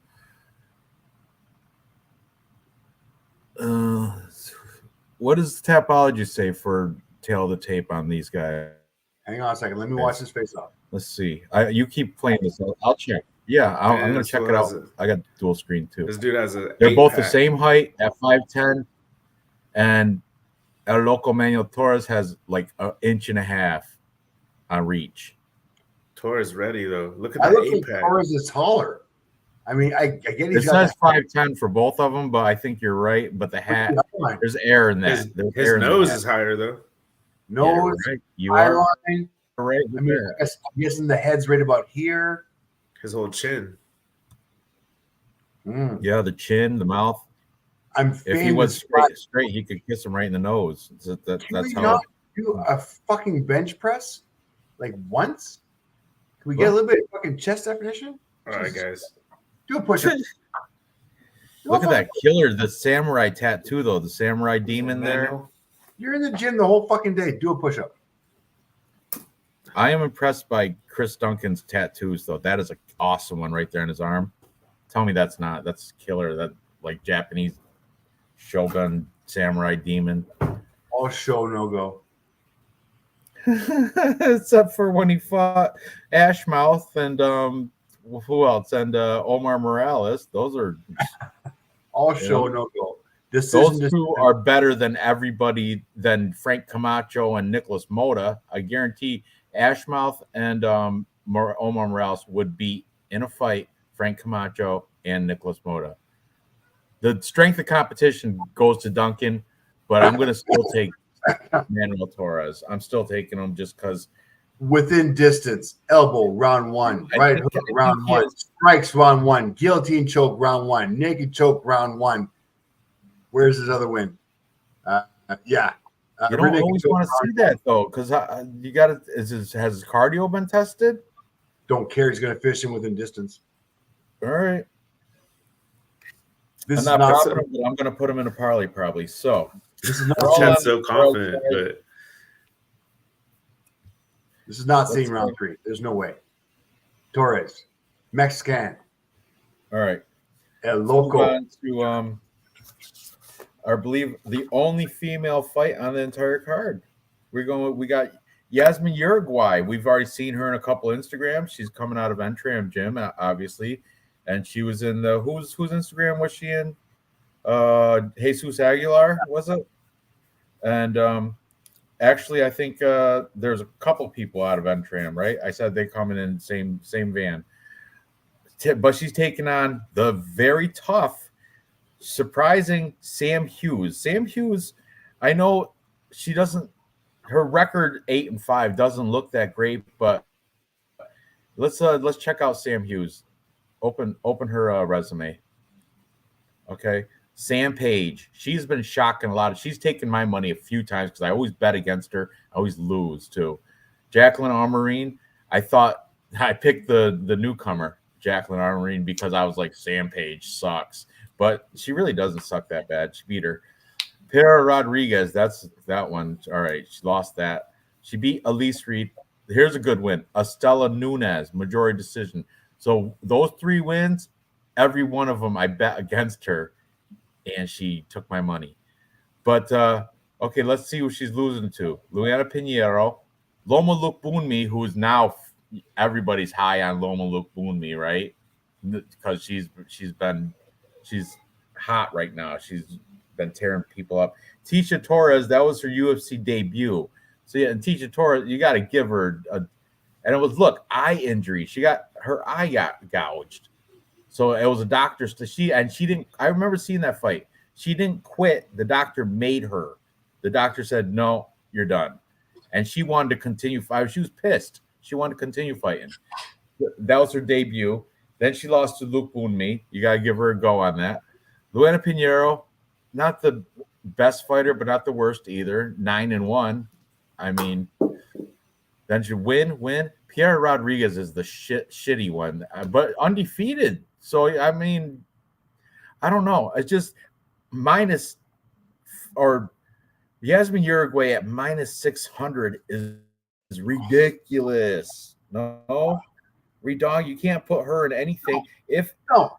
I think Tapology, I will probably pick the Mexican, but realistic, I'm gonna pull scratch off ticket on Sam Page because I wouldn't be surprised if she shits in people's cereal and their parlays. I think Sam Hughes is gonna mess up a bunch. People are like, oh, minus 600. I'll throw that in the 4-leg parlay, all favorites. Her and Charez and whoever else is a heavy favorite. People, I do that all the time, but I'm not going to put Yasmin Uruguay in any parlay because Sam Hughes has the potential to beat her. Let's look at you got that. I'm going to look up Yasmin's resume of fights.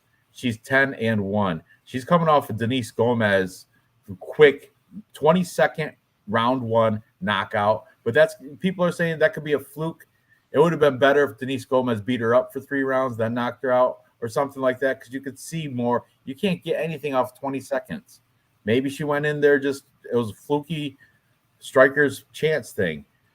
But look, she beat Estela Nunez, a common opponent, Yasmin Lucindo, and then before that, it was like combate fighters, Clara Lopez and people I don't know. So yeah, this Yasmin Uruguay should be on paper the better fighter, but minus 600 stupid. That's just stupid. It kind of makes me sick. It makes me want to go drink another beer. So you guys take it away. I have to go get another beer. So real fight picks, go ahead. I'll be right back. Oh man, fuck. I mean, I don't want to overthink it. No. And I'm gonna tell you what, there's two fighters that could really mess me up. One of them's Christian Quinones, which I'm really gonna have to take a closer look at when this is over because Barcelos looks terrible, just old. And Sam Hughes can really mess me up. She's the one who does the steeplechase, right? Right there. See that, simple man? That's fact. Sam Hughes was a long distance runner in college. Wasn't it a steeplechase? That's what you said, Ranj, yeah, right? it was. Steeplechase is a long distance run around the track, and you have the little obstacle thing, the little look, if she's fucking ready. And her cardio, she can go 5 rounds. She can go 10 rounds if there's a 10-round MMA fight. She never quits. That's why, like I said, that the doctor stoppage, she was pissed. She wanted to go. She had blood squirting out of her eye, and she still wanted to fight. And for the record, though, I picked Denise Gomes over Yasmin. I even picked her over, was it Angela Hill? And then she lost, right? I think so, yeah. Somebody good. She lost her last fight, though, because I like Denise. I thought she was going to be the next somebody, but I picked her. I picked that fight correctly. Who do you think's more lesbian, Sam Page or this girl? That's about as close as the Jesus Aguilar. Who do you think's more masculine? Right. By the delts alone, right there. By this? Ooh, those are nice. That's butterfly. I'm sorry. Hey, you know what? I'm gonna go with Mexico. This is one where I'm gonna ride with Mexico right here. I'm gonna ride with the minus 600. She should be her Tapology pick. But it's rough. I don't know. Did you see Sam Page flexing up there? You breezed past that one. Yeah, I did because it was impressive. It sucks shit. Kick it back 5 seconds. Hang on. Just watch this real quick. Oh, she does look a little frail. You really want to go back? I'll go back for you. There you go. Yeah, I do. Huh? She's hearing all the boos. Love it. I love when they accept the boos. They're all booing her right now. Boos. You're gonna lose. You're gonna lose. She's taking it in stride. I like that. You're gonna lose. I hope she doesn't, because I'm gonna throw a scrap. Great. Just there's a level. She's got them too. See, she's got them. Not as much as no. You know what? Side by side, who knows? But when they face off, you can tell Uruguay is or how do you even say that? Uruguay. I said it right. she's definitely the bigger girl here. Yeah. Oh man, I'm gonna go with Yasmin just because she trains in elevation. I know that Sam Hughes was a long distance runner. I actually learned that from this show. And you know what? Sam Hughes has mad wrestling, like offensive. She had like what fight was it? She had a bunch of takedowns against one of these girls. I heard like 7 takedowns. I think it was Elise Reed. Recently, like yeah, I think you're right. Elise Reed's the Air Force girl. So look right here. I mean, actually, look at the biceps on Sam Page compared to that skinny ass arm. I think Sam Page is a little girthier, but she's slouching. She's got a little slouch, and Yasmin's a little bit taller, probably bigger, probably longer reach. I'm picking Yasmin, but my bet is going to be Sam Page at plus. What is she? Plus 425, buddy. $20 to get you 80 something, 84. I'll do that. I'll throw $20 on Sam Page. $20 that. You know what? I won't get a Wendy's value meal tomorrow. Say, whatever. wow, Tapology is fucked up. Height 5'3" versus 5'5". Yasmin's got a good 2 inches on her. That's at least true. 2 inches. There's no way. Reach is the same. What's Tapology say? 5'3" versus 5'5" has Sam Hughes taller. Yeah, I think that was right. That's right. Nope.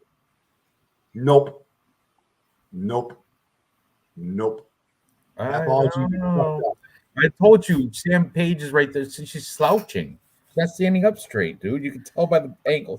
Her arching her back. Oh, dude. I'm sorry. Minus 700 for Yasmin. Sam Hughes plus 500. You want to do a scratch off? Sam Hughes by decision. You get a plus 850. Sam Hughes by decision. I'm not even. I don't. Why would you prop out a plus 500? That's stupid. Don't prop out 500. You don't pick the prop on Sam Hughes. Prop out plus 500. You'll be dumb enough to fucking prop out plus 850. Oh, I hope she wins just because you're. Every time you say something stupid like that is when you lose. That's why I got so many T-shirts from you. I hope Sam Hughes knocks it. 6.26. Dude, you know what? My voice is getting sore from all the "I told you so's." I told you so. I just can't say it anymore. It's starting to get too repetitive. Told you so. Yasmin's been working on her ground game. She's been in the BJJ gym. Strike 9 per minute, 6.26 versus 3.79. Way more volume. Strike absorbed 4.87 versus 4.23. A wash. Takedown average 0 versus 1.12. Yeah, but look, Yasmin, the bigger girl, has 100% takedown defense. Yeah, I'm done with this fight. Moving on.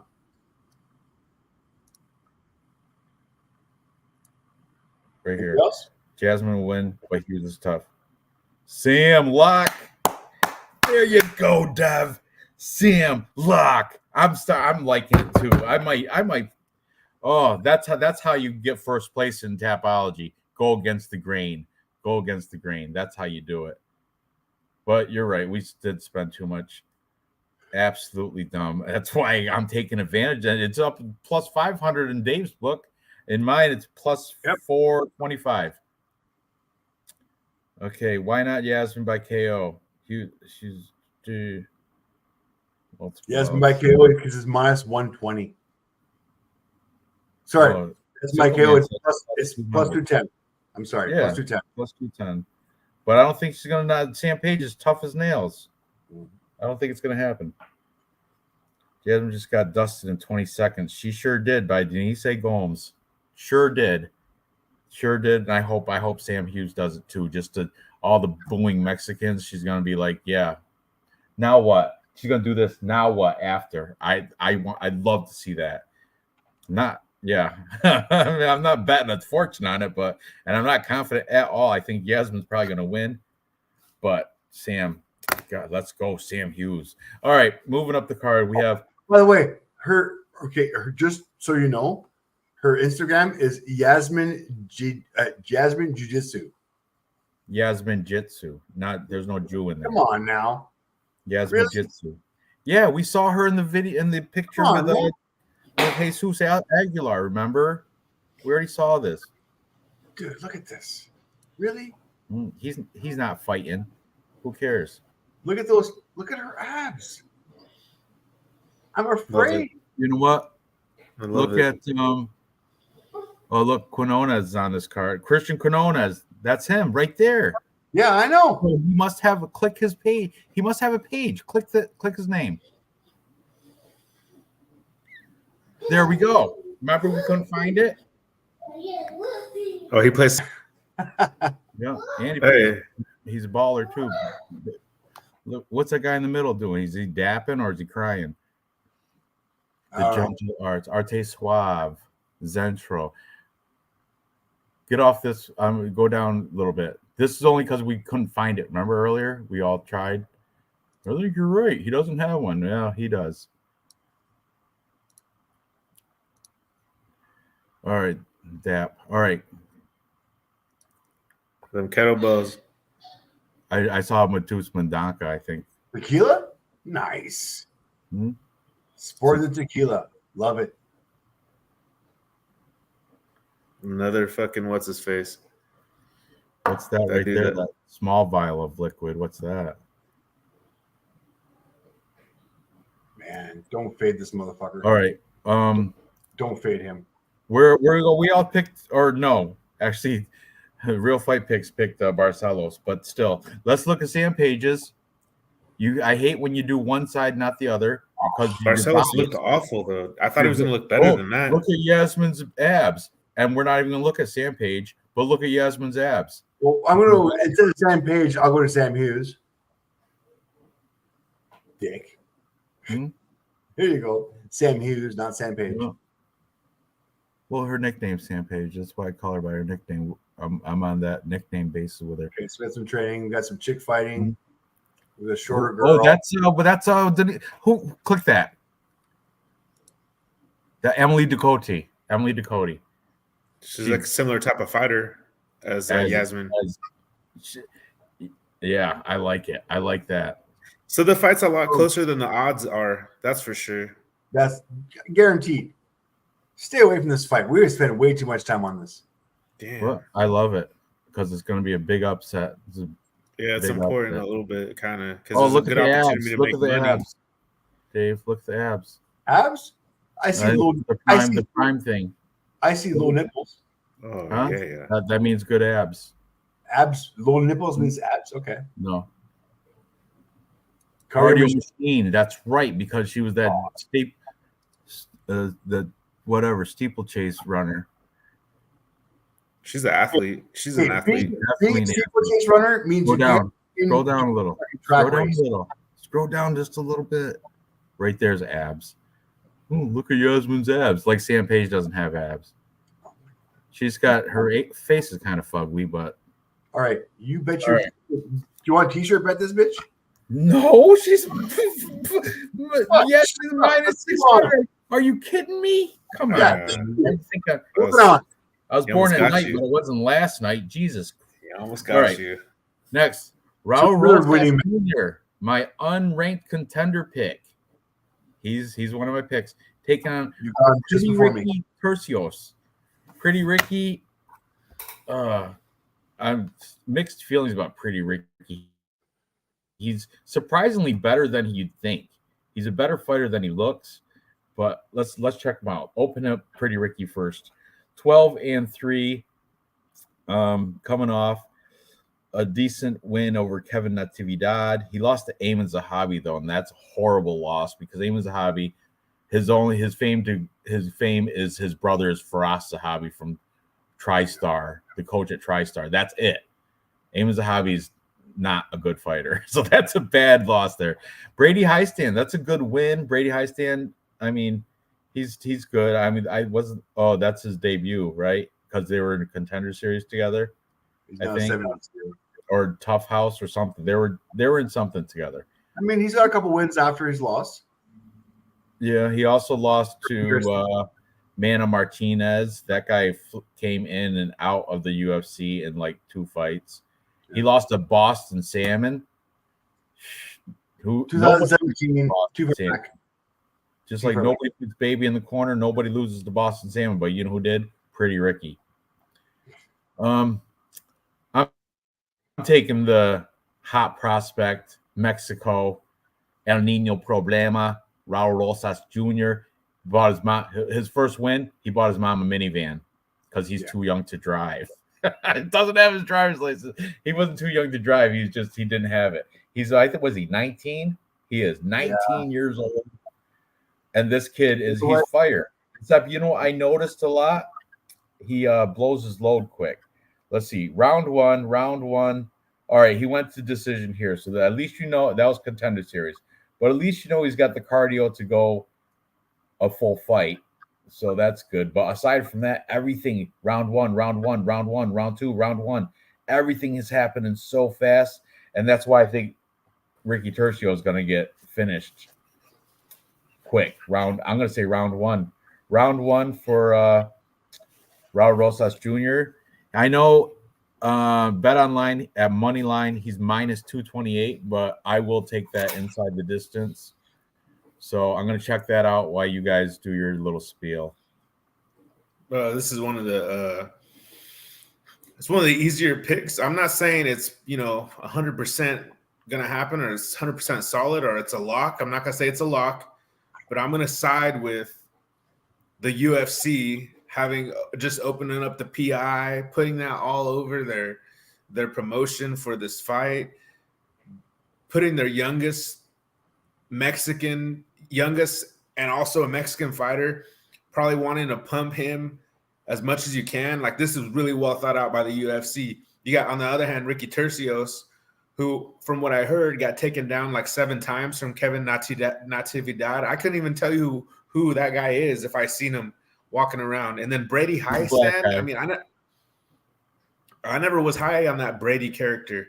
I know he trains with Michael Chiesa and like Washington, and that gym's like subpar. And he got taken down a lot by that guy. I had Tercios. I don't even if he won, he barely won. I don't remember who won that fight. All I know is he's been taken down like 20 times in the past 3 fights. And that's all Raul does. Raul inside the distance on Bet Online is plus 135 right now. Yeah, plus Raul money by some kind of, you know what? Even if he wins a decision, I think this is going to be Raul's fight. So I got to go with Raul. The odds are correct. I think it'd be a good bet. Tercios is too low volume. Like Weezy, he disagreed with me that Tercios, because he has all those stats, but I swear he's not like super volume where he's gonna like keep Torres or what's his name, Rosas on the back foot. I doubt that. I really think this is gonna be Rosas' fight to lose. I got Rosas by decision. Ricky is the second worst 2-1 UFC fighter, only to Mike Jackson.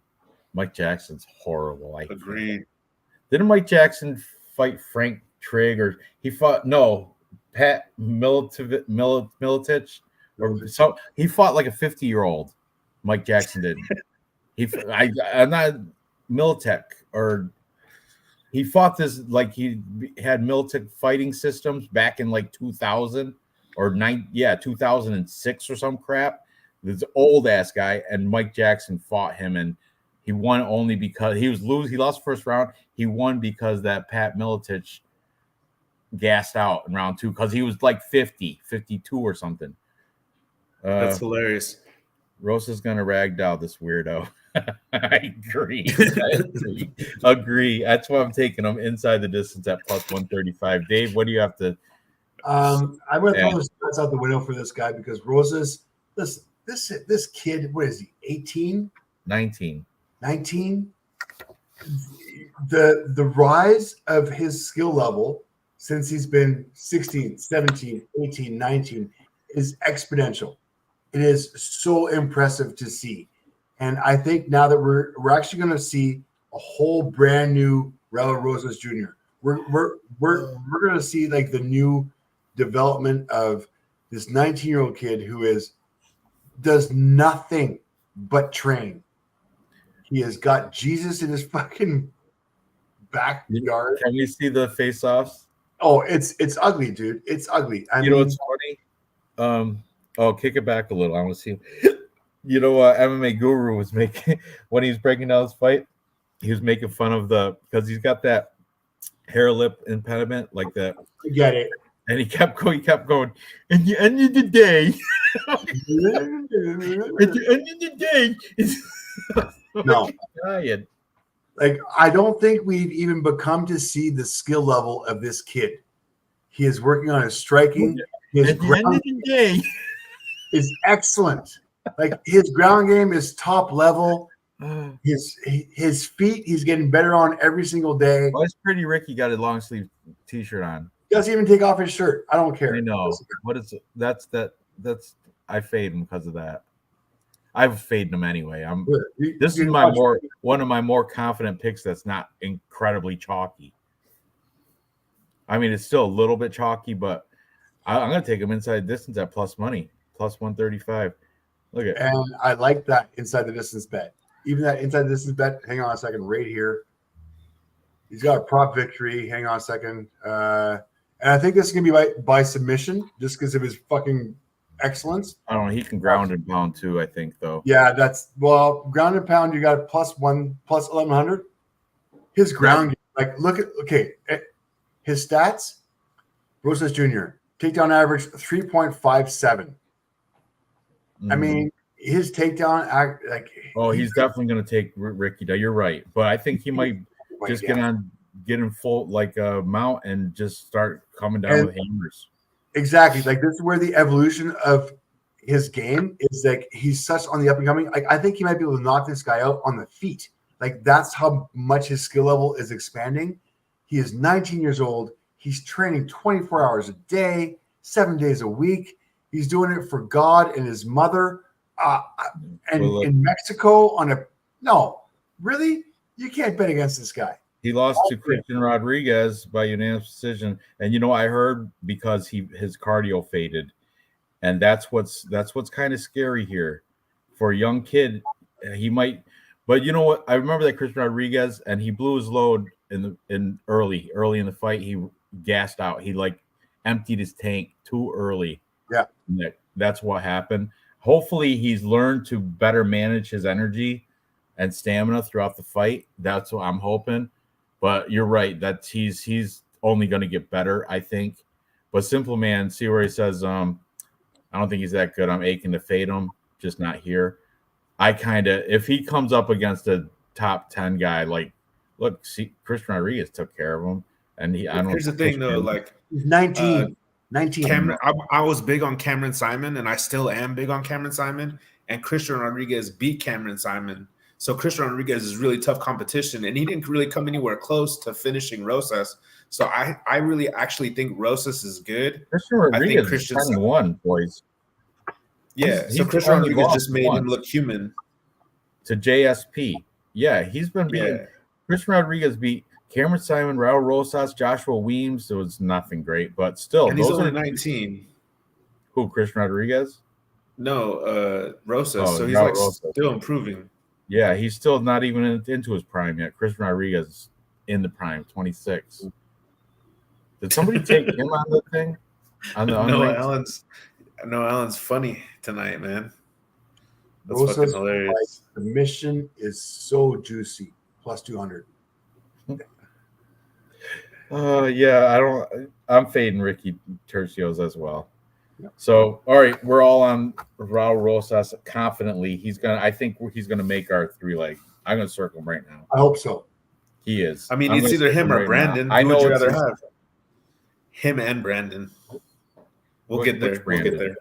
We'll get Brandon Moreno. Okay, maybe somebody might go for Royval. We'll see. Moving up the card, we have Daniel Zellhuber minus 271 against Francisco Prado. He's the Argentinian Drew Dober. Look at that jawline. Him and that Chinese guy from last week. And Drew Dober, they're all like family, just different nationalities. That guy won. They got the same jawline. Drew Dober, what's his name? Ming Sao, whatever. Isn't it Ming Yang? Something that, that dude, durable as fucking. I thought he was definitely losing. And then he came with that one. Yeah, I was like, I picked the wrong way on that one. Shit. But anyway, Francisco Prado is kind of like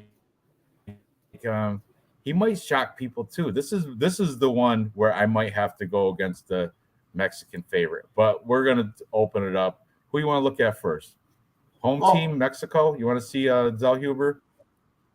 Can we look at the reach advantage? The height and reach advantage. 6'1" versus 5'11". 77 reach. Yeah, we'll see that in the face-off, but 69. Okay, sorry. Who do you want first? Daniel? To 69.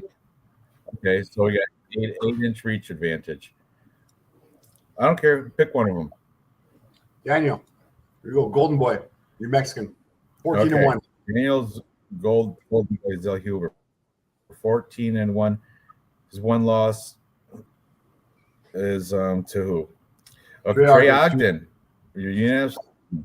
Okay, let's see who he beat. Christos Giagos, that's that Greek fighter. He choked him out.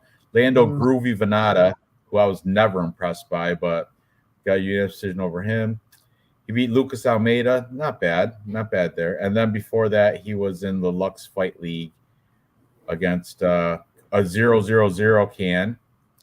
He beat a 12-3 guy in Icon. And then prior to that, a little bit of can crushing. We've had this conversation before on this fighter. You got to do it. He can't start off in his career, but he's actually a decent fighter. All right. So now let's look at Argentinian Drew Dober, Francisco Prado. 12 and only one loss as well, right? And his loss comes to the hands of Jamie Malarkey. Weren't you talking good stuff about Jamie Malarkey earlier? Weren't you Real Fight Picks? So yeah, he's got good wrestling. He beat potato smuggler Atman Azaitar. Remember when Atman Azaitar was smuggling potatoes into sure. What's in the bag?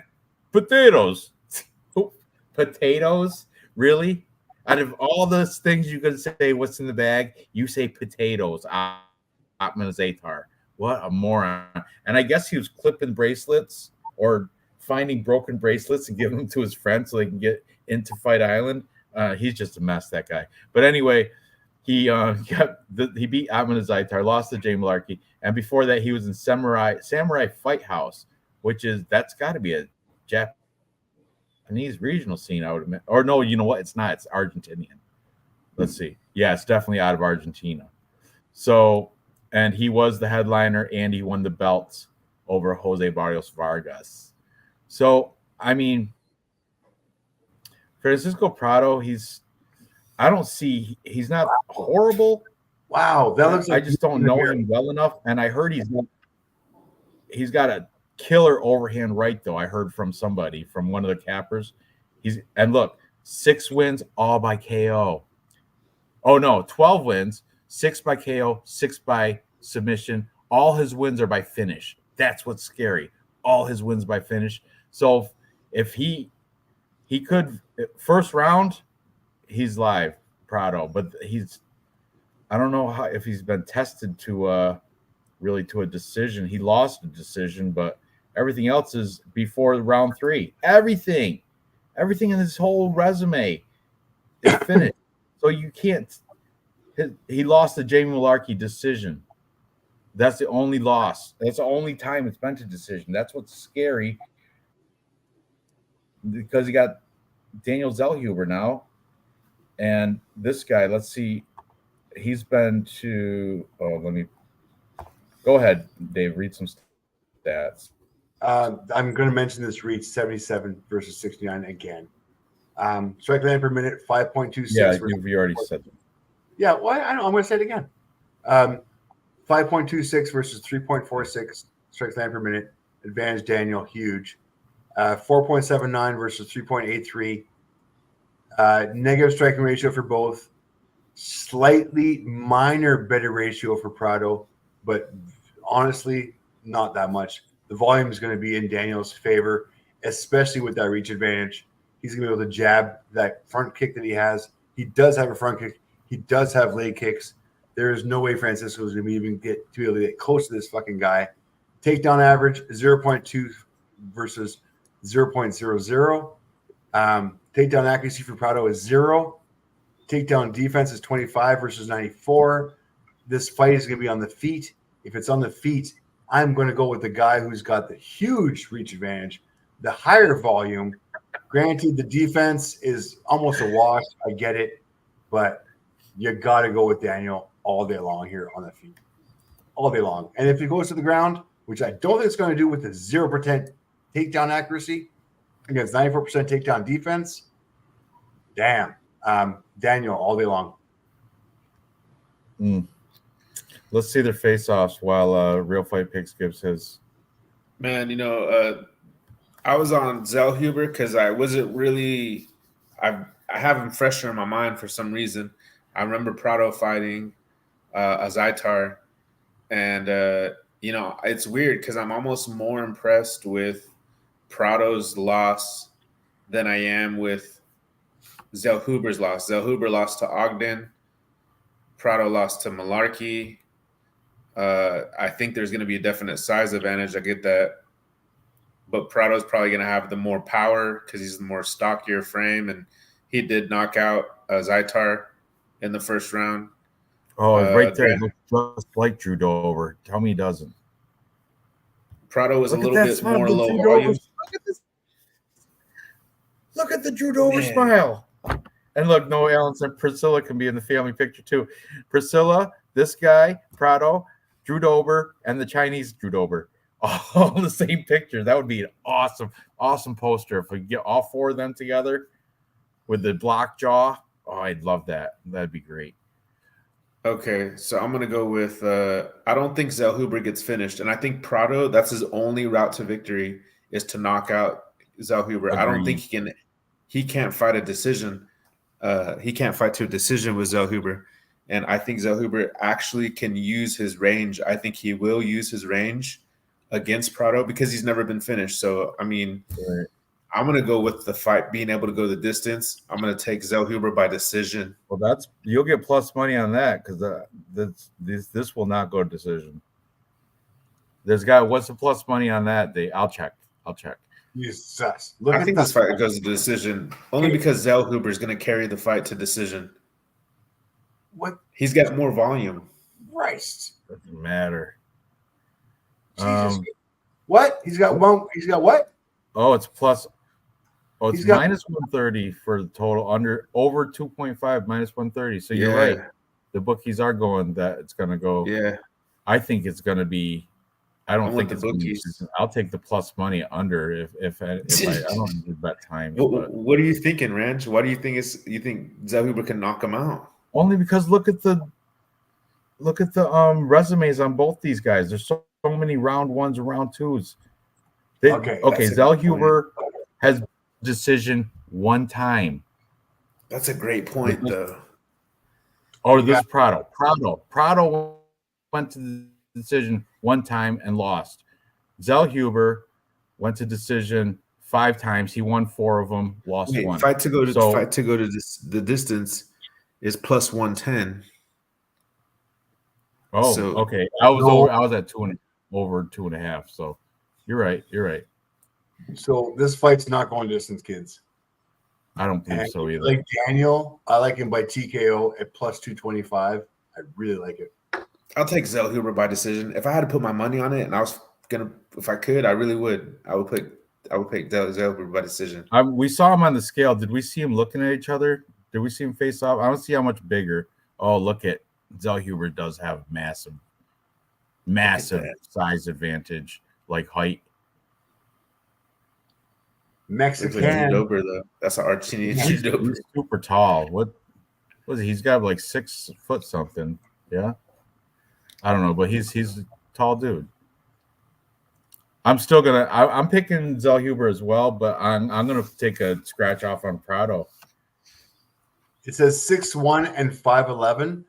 That 5'11", man, that's like a 5'8". He must have had his shoes on for that. That's a 5'8". Best case scenario. Mexican all day long. For sure. Look at Tapologies on Zellhuber by decision. I would just play that for the fuck of it, Ranj. Oh, I need a break before this one gets. I'll let you guys start this one out. Brian Ortega is just—he's too much of a jiu-jitsu player. I think that's been his downfall. Like, he was lucky to get that guillotine against Cub Swanson. I feel like the game's passed him up a little bit. I think Yair is not. He's not going to be out of his element when he gets into the jiu-jitsu world. Brian Ortega, I know Brian Ortega is a little bit better, but he's going to have to get the fight to the ground, and Rodriguez isn't going to be able to be that easy to take to the ground. I got to go with Rodriguez easy. I feel like he can get this win because he's more well-rounded. I'm going to go with a more well-rounded fighter. That's why I went with Topuria last week, because Topuria is more well-rounded than Volk. And that sounds crazy to say, but looking back at it, it's apparently true. And the same is true here. Rodriguez is just the more well-rounded MMA fighter, hands down. Ortega's too much of a jiu-jitsu player. I'm not going to overthink this. This is in Mexico. Did you see the Rebirth interview? It's probably better that I didn't. I'm assuming this is Brian Ortega like coming back to life. The eagle.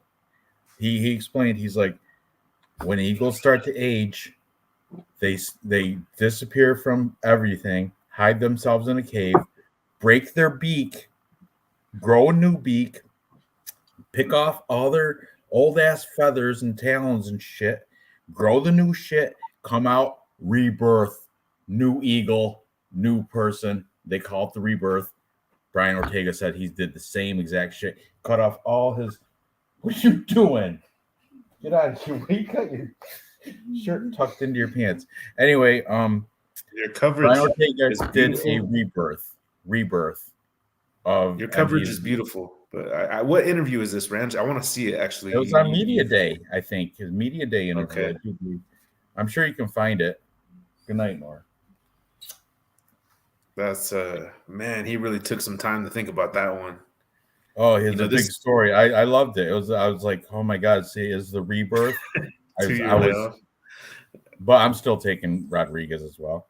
but still, I don't know. I think I'm gonna put him in some DraftKings lineups, Brian Ortega, because you think he could get a guillotine. I mean, how do you think Ortega finishes? He can't box. Submission. If it goes to the ground, which I think it probably will, he's definitely a better submission player than Yair Rodriguez. Dude, that freaking I can't. You know what keeps playing in my head? Max Holloway holding up Brian Ortega's hands in the middle of a fight, trying to show him how to block. Dude, that's the most demeaning. I've been saying that for fucking months. The worst look ever for Brian Ortega is having Holloway stop the fight and say, no, put your hands up. 1, 2. Right 1, here. 2. Right 1, here. 2. That was crazy. And, that just goes to show you he was so lost in that moment. And I just can't. That was a while ago. I can't see Ortega winning a big fight. I can't see him beating anybody good. That was 5 years ago. Ortega, that was 5, or like Ortega Holloway 5 years ago. I don't have it. I got 20. That doesn't make it better. That makes it worse. No, he's got better. Okay, so these guys both lost to Volkanovski. 1 second. Right? Somehow Alexander survived the choke. We've all seen this many times. He survived the choke that he should never have. For a minute, he'd survived that choke, like 60 seconds. There was nobody else in the world would have survived that choke besides he has no neck. He has no. Volkanovski's got a bowling ball on shoulders. Exactly. All right, and this was honestly, like, let's go back 2 years ago. This was Volkanovski's prime. I have never seen Volkanovski better than he was against Ortega. Ever since then, it's been the slight decline. He reached that peak against Ortega and has been kind of coasting. Yes, he's been better than everybody else, but that doesn't mean much.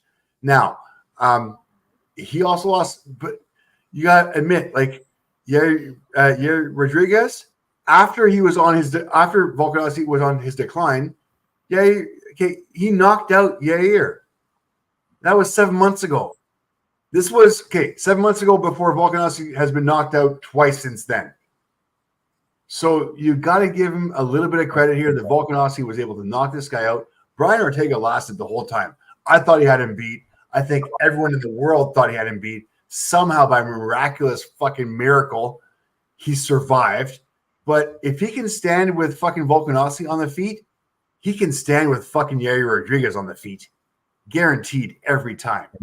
And this was all that was all before the rebirth.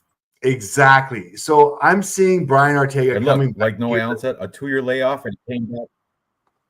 No, don't buy it. I'm sorry. He came back and destroyed Chan Sung Jung off a equal layoff, right? He had a layoff and came back and destroyed the Korean Zombie. This was Korean Zombie was, working up the ranks as well. Plus, Ortega is half Mexican, so I don't. Honestly, resume. Open it up. Who's going to have the home field advantage here between Brian? Ortega? Some of these people were like Rodriguez, dude. He's like born in Mexico. Because he's still. But so T City was born in Mexico as well. He was just raised in the U.S., but he's. They're both Mexican, but one's a citizen. And don't. I wouldn't play it that much. All right. Okay. What do you want to see? Stats? I wanted to see one of them has a thick accent. T-City's resume. T-City? All right. Yeah. My homie. You know what? There's going to be Mexican fans too for T-City too. All right. Lost to Yair before, shoulder injuries. That was kind of fluky. That's an injury. All right. Lost to Volkanovski. You already went over that, how, Volkanovski withstood a 60-second choke. Chan Sung Jung, that's the Korean Zombie, unanimous decision, and he clearly won that. Chan Sung Jung didn't win not one round of that. It was clear. Okay. Max Holloway, yeah, he lost that, but Max Holloway is the striking record holder. He beat Frankie Edgar. This is where he was doing real good. Not only Connell Cubs wants Frankie Edgar, but let me tell you what I don't like is he was gonna quit before and become a surfer. He MMA wasn't his first priority at one point in his life. It might be now, but during that there was a break here between I don't know. There was a break earlier in his career when he was just starting out, when he could have just been prime, but he didn't have it. I don't know. It didn't have the will. That's why I'm kind of fading him, going with Yair. And Yair does have better striking, I think, than Ortega. You're biased, obviously, Dave.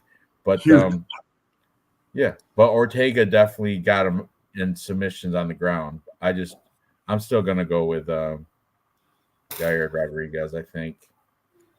Same with Real Fight Picks. You're doing the same. Easy. Yeah, this is one of the easier ones to call here. I mean, because Rodriguez isn't he's got enough to survive. Did Dave pick his looking past this fight? He wants to fight Ilya Tupuria already. He's already looking past this. He's already got this one. You picked Brian Ortega, Dave, to beat Yair Rodriguez? Yeah, but it's not fair. There's a few fighters in the UFC that I don't care who they're fighting against. I know, man. You're you can't do that. I know, but I'm not putting money on it. But Yair Rodriguez is such a parlay piece. Because why? No, I don't know. I can see Brian Ortega. I can see him winning too by submission. Yeah, he's got the better jiu-jitsu. He does have the better jiu-jitsu. But Yair has good defense and better striking, better wrestling, and his defense is good enough to keep it. So I think, I'm on the Yair side. You don't think Brian Ortega has any experience? Yair is blacker. Brian Ortega is the whitest Mexican I've ever seen. Cartwheel KO. I'm surprised his name is Ortega. Should be Mick Ortega. Let's see the face-off. Did we see him? Watch him right now. Look, Yair all day. Look at the weigh-ins this morning. Let's go. Hit him Ortega's with the slightly cartwheel. blacker. I don't know. He's got Look at blue that eyes. Steven Seagal. David Simpson. Wannabe. Oh, look. His Bushido.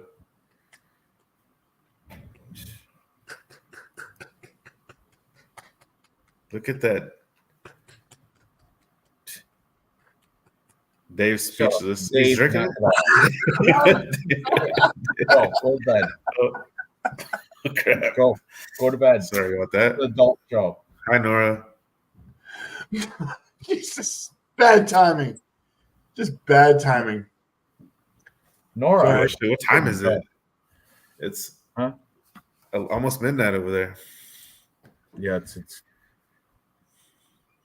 20 of. Yeah, you got size on that boy though. Oh, come on, dude. Oh, it gets worse. He brings I think his family comes out. Doesn't his kids come out?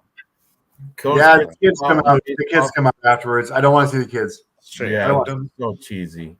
I don't want to see cheesy. Look at the crystal blue eyes though of Ortega. I can see how you get lost in those, Dave. I think we have the same haircut. What was my fucking? Oh, never mind. Parenting. That's crazy, boy. I just fed her $5 for all the cursing I've been doing. $1 curse. Man, you were like $10 for Dave. Oh, the stuff she didn't even hear. Thank God. In the other room listening to me right now, Jeez, aren't you? Louise. Aren't you, Nora? Yeah. That was rated R. All right. Restricted. All right. With parental permission is okay.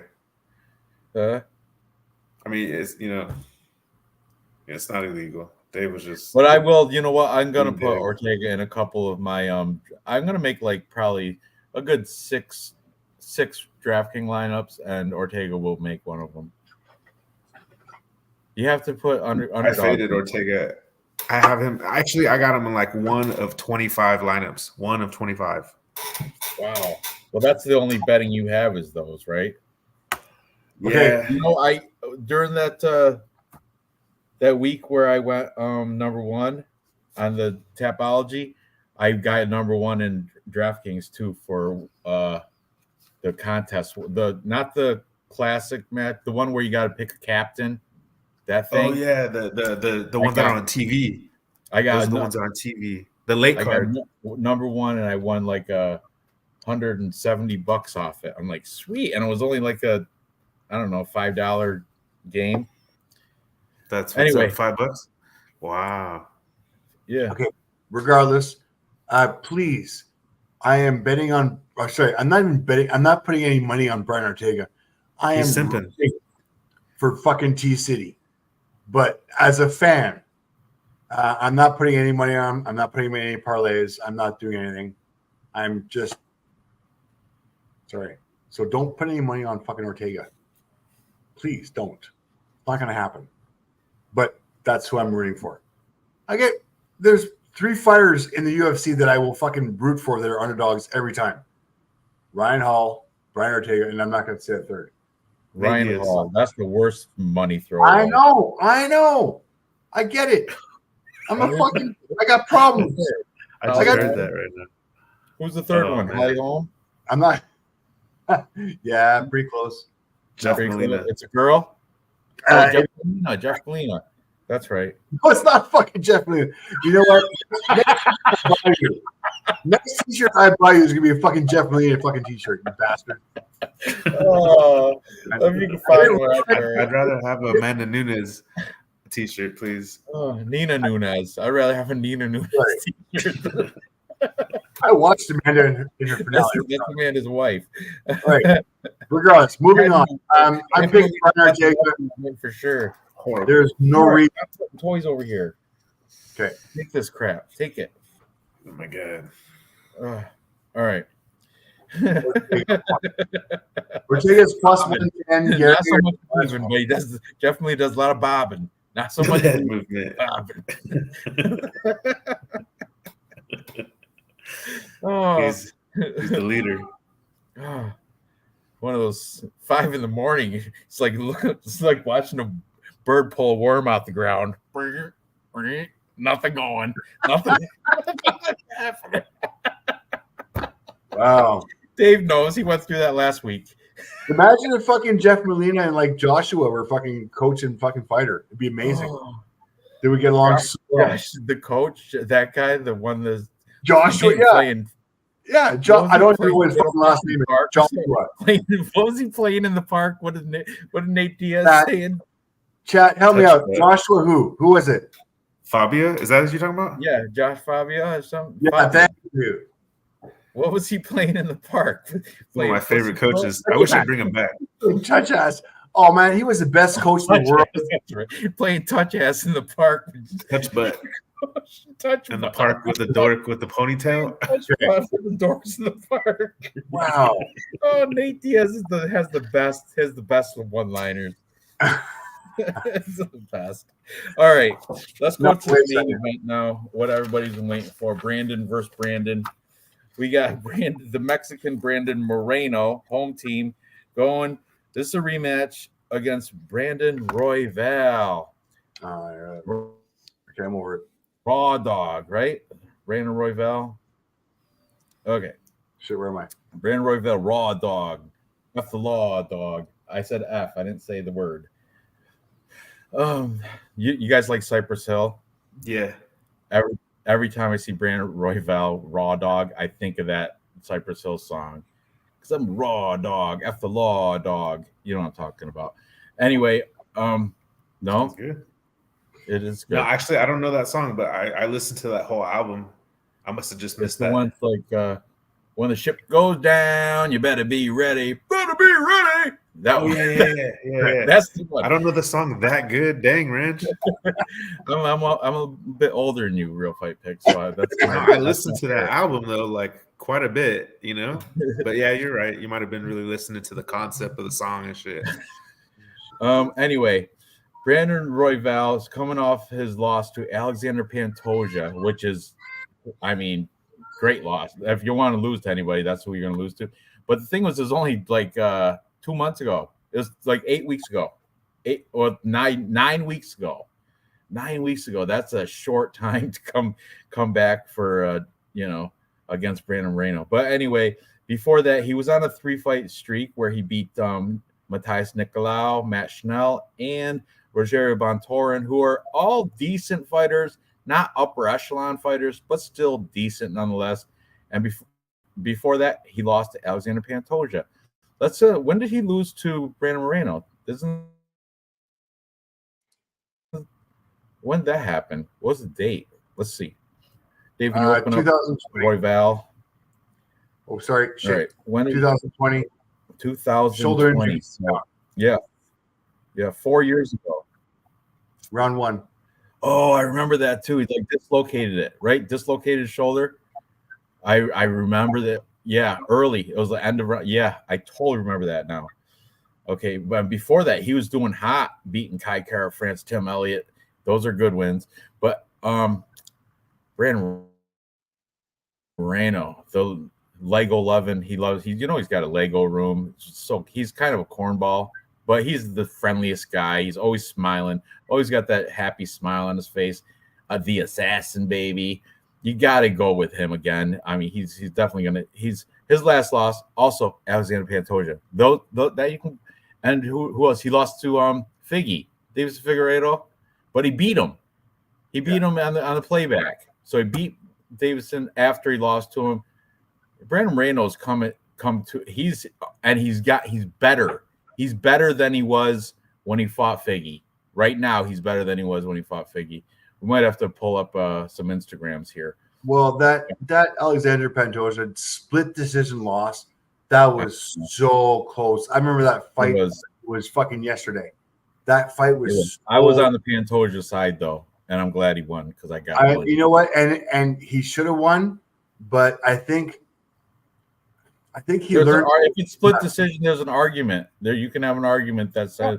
No, he lost. But I mean, I think he learned more from that fight, and I think on a bounce back fight where he's come off of a loss, and he's the Mexican headliner in like the UFC launching in Mexico. Man, Eesh. I feel I know, sorry right? for Brandon. Brandon Royval, though, look at him. He looks like he's got Mexican descent, doesn't he? Like he looks like he's got Spanish descent. He does I mean, for sure.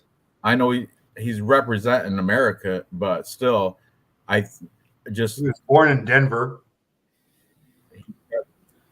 where Like he doesn't look all the way like He's fighting out Caucasian. in Colorado. So he's born in Well, Denver. at least he's used to elevation, right? Factory X, where's that? That's in Colorado as well. That's a good point. So definitely the cardio is not a problem. It's never been a problem for Brandon Royval either. For neither one of these guys, cardio is not the problem. That's why this isn't a guaranteed lock on the Assassin Baby. Raw Dog might shock everybody and poop in their cereal, poop in their parlays because who's he lost to? Just Alexander Pantoja and Brandon Moreno. That's it. Everybody else that comes through his past, well, unless you want to go back 2018, but still, I mean, he could. This is a fight, dude. But still, I'm on the side of Moreno, just like you guys. But Royval, I wouldn't be surprised if he shocked everybody and came out on top here. If fucking Moreno trained in Mexico City, if he trained, I don't know if he did. We could maybe check it out, but it's higher elevation than Denver. Oh, blue light! Turn on the blue light. Yeah, they make it so dramatic. Fix your bra, fix your bikini line. Yeah. The white pants are fucking standing out huge. Oh, you love the guy with the white pants. I like the mom jeans next to him. Like, that's 90s, maybe 80s. White pants? Come on now. White jeans too. They're not even pants; they're jeans. White jeans. Yeah, white jeans. You can't pull white jeans right to crap. Bleach right to crap. All right, speed this up. Use the thing that's bottom. Use the dot at the bottom. Here we go. There's a my God, it's a huge lead up. Right down giving a whole backstory. Jesus. There he is. Turn it back on. White jeans. Don't do it, kids. Say no to white jeans. I'm saying poop and F word. Hashtag say no to fucking white jeans. There he is. Raw dog in it. Raw dog. F the law dog. Yeah. He's a good uncle. I remember that on Embedded. Oh, man. Yeah. He gets ass kicked. Hell of a family guy. I think Moreno's a dad, isn't he? Oh, dude. Yeah, he has like a bunch of daughters and stuff. We'll check out. He's got a whole Lego room, a room in his house dedicated to Legos. He should have kids. Good for him. You know what I mean? Whatever fucking makes you reach your fucking. Where makes you have? He's got a great smile too. Very friendly guy. That's why I like his attitude. He's like happy and shit, like genuinely. Until that cage door closes, then he's a beast. That's what I love about him. That's what I love about him. Like if you're a casual and you didn't follow fighters and you ran into Brandon Moreno out on the street, you would never think he's a fighter. You know what I mean? Look at the face on Raw Dog though. Look at the snarl right there. Look at the snarl right there. The snarl with the skinny stash. Oh, I can't stand skinny stashes. They drive me nuts. I can't stand skinny stash. You should grow one, Dave. Grow a skinny stash. Dude, I'm fucking rocking the ponytail. I know you're doing the T City ponytail. Grow a skinny stash like that. I'm already French, so I can't do it. You look good if you do it. If I do it, I look like a pedophile. I can't do it. Yeah, me too. You always look like a pedophile, regardless. I think everybody with a mustache looks like a pedophile. I look like a porn star, kind of. That does all of it. Straight, gay, everything. The real Raw Dog. The real Raw Dog. Okay. So anyway, from that picture though, you know what? It looked like what's the tail of the tape? Because it looked like Royval has a little bit of height on him. I don't know about. Oh, he always does. He 100%. Always does. Yeah. I didn't really get to say it. I just want to say that Royval, he's too he's good in the first round. I mean, he has cardio, but he can't really close the door. gets injured. Yeah, I He agree almost with gets you. the I agree with armbar. you. Pantoja gets him in the end. He almost like, I don't know, he's better in the beginning, and then his cardio stays there, but his skills like somehow just go away. This is an easy call. You got a 2-inch Yeah. height advantage, 57, or sorry, But 5'7" versus 5'9". The reach is 70 versus 70.5, virtually a wash. If you want to go to the stats real quick, strike time per minute, 3.8 versus 3.8. Strike absorbed 3.40 versus 3.05. Pretty much a wash on all counts. Same thing with striking accuracy and the striking defense. This is a really good matchup. Takedown average though, this is where it's going to count. 1.73 versus 0.4 versus 0.43. Takedown defense, 40%. That's not good. I mean, even though we have a takedown accuracy of 45%, I still got Moreno on the ground. If this does go to the ground, Moreno easy on the feet. Ryan's Pretty going much to dislocate his shoulder again. yeah, exactly. Well, Royval's just the evolution of Ricky. He's Ricky Tercios with a haircut. Keep that in mind. I got to pee. I'll be right back. Keep talking. Okay, so let's look at the odds real quick. Who do we have here? Man, it's ugly already. 275 for Brandon Moreno. Royval's at plus 225. Fight to go the distance, which is 5 rounds. It's gonna be a long time. No, minus 150. Yes, plus 110. I might see this fight stop within distance. If so, it's gonna be Moreno beating the motherfucker up either by TKO or by submission. Man, I say that it finishes inside the distance for sure. Honestly, like that's just the way Brandon Royval makes the fight.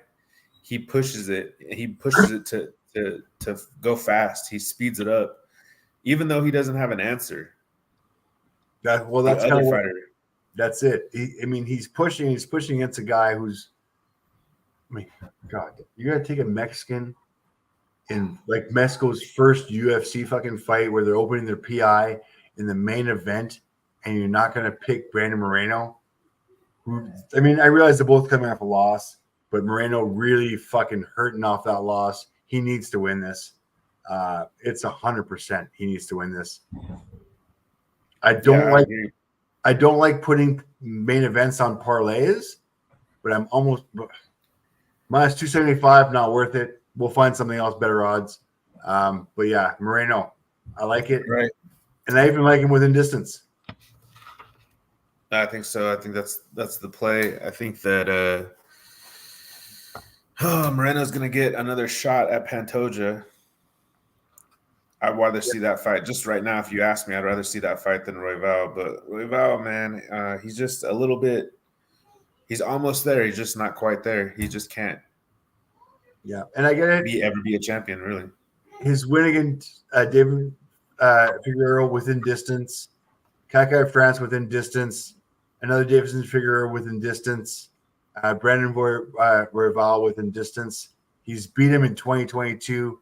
First round, I get it was a shoulder injury, and this is the comeback. He was still dominating that fight. Man, beforehand, he wasn't so much finishing his fights. I think, especially after his split decision loss, he's not going to let this go distance. I see Brandon. I see him winning this within distance. He's already beat him once before. I get it with the injury, and that was a couple years ago, 3 years ago, 4 years ago.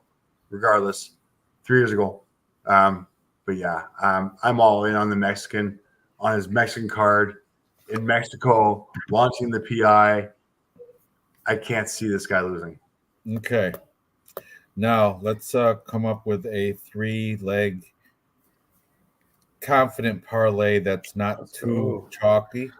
We already picked one that's somewhat chalky, and Raul Rosas. He's making it. He's making our 3-leg.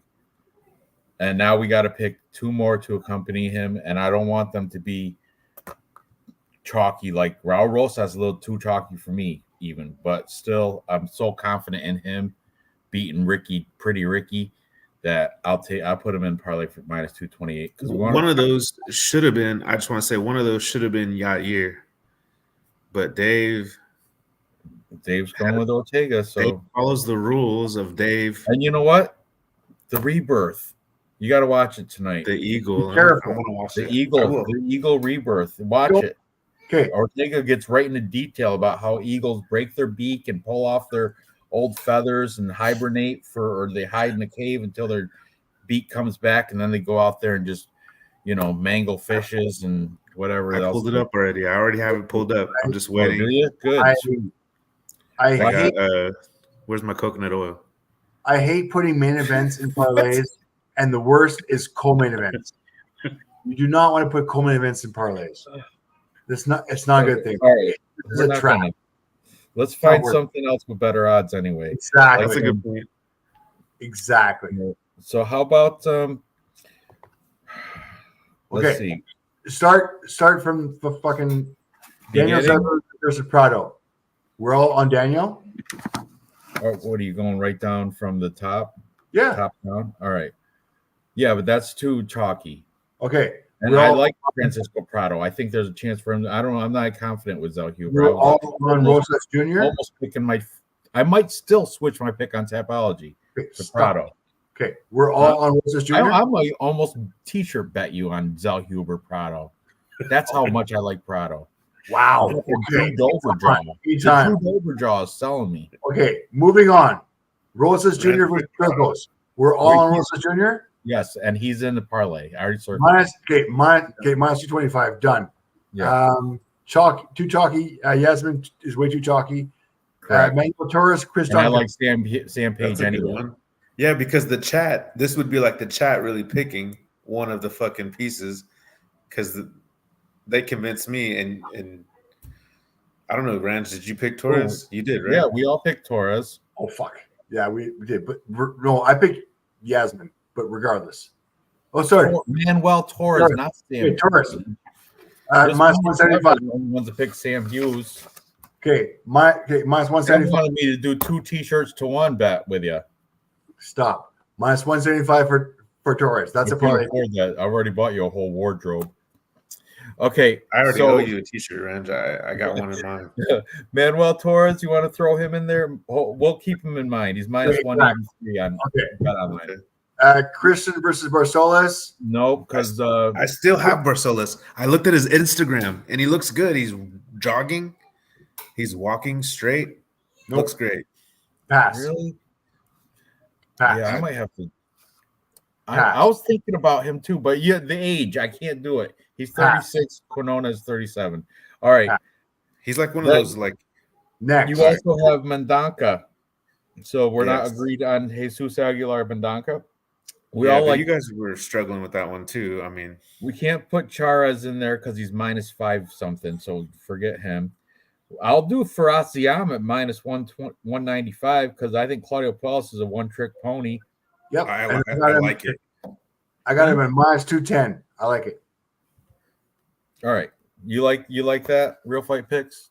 I think that's a really solid choice. The French fighter. Oh, yeah, there's so much He's boring to watch, but he knows how to win. He's got a good fight IQ. That's why he'll like get control time and Puelles will give up.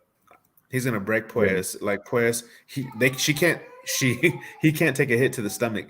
If I hope Ziam gets him in the stomach. I'm telling you, I was watching the fight I was watching, somebody was sitting up like in the nosebleeds, and you could see him still react to stomach shots. It was crazy. And we're all on Luis Rodriguez over Dennis Fraud Bondar. Bumdar, somebody called him on this. I think it was somebody called him Bumdar. I think it was the Australian. Yeah, he hasn't won in 5 years. Nick Alexander, didn't he say right here? I hope he starches Bumdar. Yeah, so we want to do Luis Rodriguez, Frisiam, and Raul Rosas. You like those 3?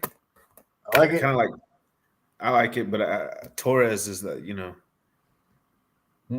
Manuel Torres. Oh, you like him better than? You like him better than Frasiam? No, I like him better than Rodriguez. Okay, I'm fine with that. Dave? What do you like better, Dave? You're gonna be actually playing the parlay. Mind you, I'm just gonna like adjust my DraftKings lineups accordingly. I'm probably gonna do like 5 of them. I mean, I like Rodriguez as well. I don't mind fading. You want to Brian. make a four-legger? You want to put all of them in? No, I don't. I don't want to bet against Brian Ortega. Maybe you ought to break your beak and pull off. No, your the other Rodriguez. The other Rodriguez.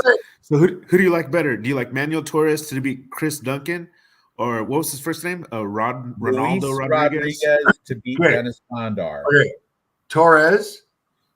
What right? other Rodriguez? Oh, Yair. Okay, I see. Okay. Manuel Torres. We got that one.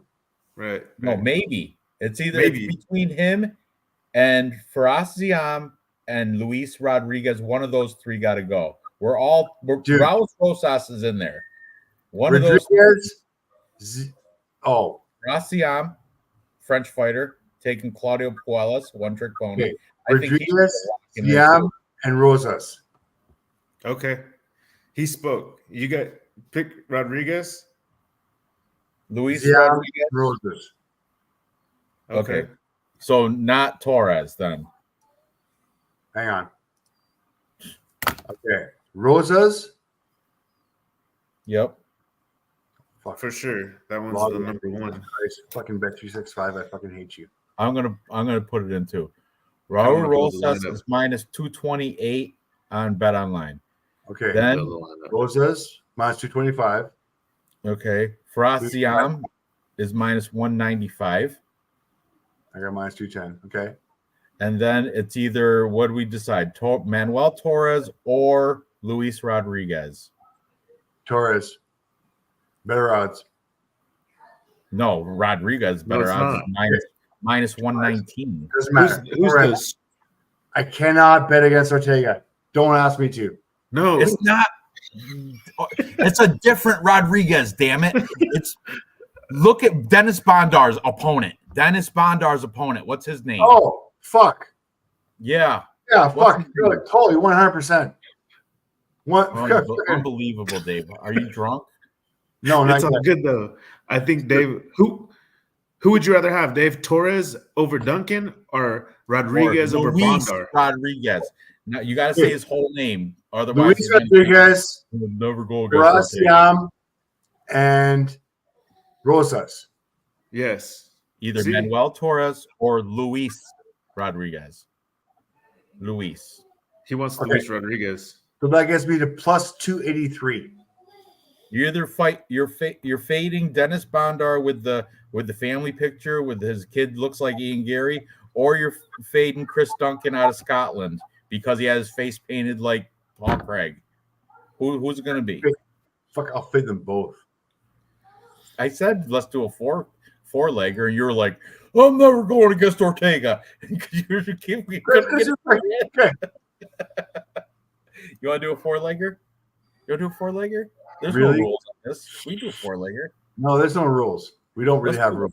Let's do it. Four-legger. Manuel Torres. Man, if we cash this in, we'll get more subscribers. I don't really care about that shit anyway, but Torres is good too. Yeah, but he's minus 515. That's going to bring the bet down. Dave still has the chops from last week's bender. Hey, so look, just because I want to belong, I try to participate. Can you guys see that? That's that's going to be a $15 one. It's expensive. Wait. It's very bright, but it's too bright. Oh, just I can fix it. But anyway, no, it's all right. Oh, that one looks better. It's clearer. Put it up a little closer. I see you got 3 Mexicans on there. Yeah, I got Brandon Moreno. I got Manuel Torres. I got the Rodriguez that you guys got. I got ZM, and I have Rosas, and I have Altamirano. That's good. So you got the lineup with all minute. We're going to do the bet with all 4. So let's do it. I'm going extra expensive. Okay. So if I win, I got to buy you guys some jarritos and some Mexican candy or some shit, some chicles. Okay, Rosas Jr., Faraz Ziam, Luis Rodriguez, and who else? Manuel Torres. That's crazy. Damn it. Plus 503. I got plus 519. plus 519. So I like it. I like it. 4-legger. I like it. I'm gonna even combo bet this later on Caesars on the other It's one. irresponsible. Huh? But I love it. No, No. I'm talking to myself. That's irresponsible. I'm gonna do an extra nice. This is one to win the 100 grand. If this one wins 100 grand, I'll take a vacation. I'm sorry, probably not gonna happen. But you know, you guys know what I'll do. I want to go to that UFC fight experience. I don't even have to have 100 grand, but I'm still. That's my goal for this year. I want to go to that UFC fight experience June 29th. Yeah, I saw that thing too. How much June is that? It's $40 to go and like meet like some of the people and take pictures with people at the wherever they're gonna have it at. They have one of the convention centers, like the MGM has a convention center. It's $40. So you're paying $40 to go in and like buy stuff and meet people. But you know, it's cool. It's what we do. It's what we like. This is unprecedented. A 4-leg parlay. Never do this. That's what's up. 5. What was it? What did I say? 5. Sorry, you want to see the meet and greet? 5, I want to go to that. Oh, kind of I like want to this. go. You fucking can't see it. You're not sharing screen. Never mind. It's all good. You know, I appreciate the love because I seriously want to go to that. Look at that. You know, take a look at that. It's my turn to meet Dana. I want to hug him and meet Dude. Daniel Cormier. Dana, DC. Okay, John Anik is a fucking dick, by the way. You will I not don't want to meet him. You will not get pictures with him. Bruce Buffer is the biggest prima donna in the fucking place by far. Like more than Let's see Dana. that. Yeah, like Bruce Buffer, biggest prima donna. You might, if you get lucky, you might get a pick with him. Dana, super cool. DC, super cool. Fucking everybody's fucking super cool. It's Except for John Anik. John Anik. You got to picture him though. He can't be that bad. You know what? I'm Picture he was like he barely took the time out of his schedule to take a picture of me. It was pretty fucking sad. Let's go. If you guys hit 4, I just need 2 more guys after that. Okay, Oh, so here's shit. our I love 4-leg this parlay. unprecedented first time ever for pre-cap 4-leg parlay. Raul Rosas Jr., Raciam, Manuel Torres, Luis Rodriguez. Can't call it a safety parlay because we want Pixangelo copyrighted that shit. But this is a confident parlay. I think all these boys are going to win too. And we got 1, 2, 3 Mexicans in there, 1 Frenchman. It's all right. The Frenchman's not fighting a Mexican. Claudio Paul, Peruvian flake, I call him. Just like the stuff that Dave got into last week. Okay, so Really? Huh? Anyway, all right, guys. I'm feeling like a burrito right now for some weird reason. I feel like I can go make a burrito. I wonder why. I don't know. It's probably had something to do with this honey flavored vape. I had some tacos though. I can't say much. I legit had some tacos with jalapenos and I know everything. you did. That's what probably got me going. So, all right, guys, it's been great. We're right at the three hour mark in 2 minutes anyway. So Perfect. Oh yeah. good. Yeah, good luck tomorrow, man. I'm gonna take these 4 and I'm gonna put them in a multiple combo parlay. Like what are they? Like a 3. They do different combo parlay. Oh, that's fun. 3 out of 4 parlay. $200 on it. Somebody's gonna have a lucrative weekend over there. Well, congratulations. Good luck. Good luck, I should say. I'll And I congratulate go you. put scratch off bets on Sam Hughes, Francisco Prado. And Claudio Puez. No, not Claudio Puelles. Fucking just those 2. I'm gonna put a scratch off bet on those 2.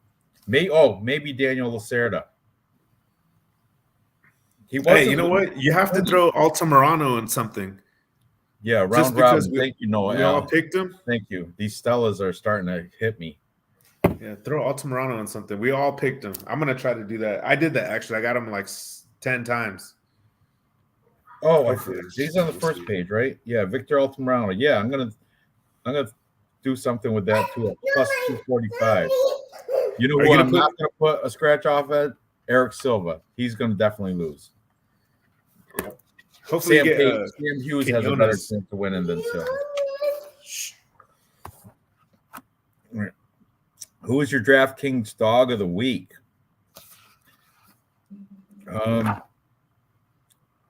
Man, I'm gonna have to go with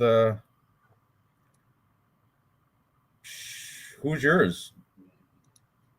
Real Fight Picks. Who's your dog in DraftKings? Dog of the week or favorite? Oh, I gotta say, my dog, like somebody I did pick to in a lot of lineups. Plus Like if Altamirano wins, I'm in some good shape. But there's quite a few. Yeah, we all did take him too. All three of us took Altamirano. He's plus 240. I have to say him. Say he's probably my DraftKings dog. What's he? 7,200 in DraftKings? I don't even know.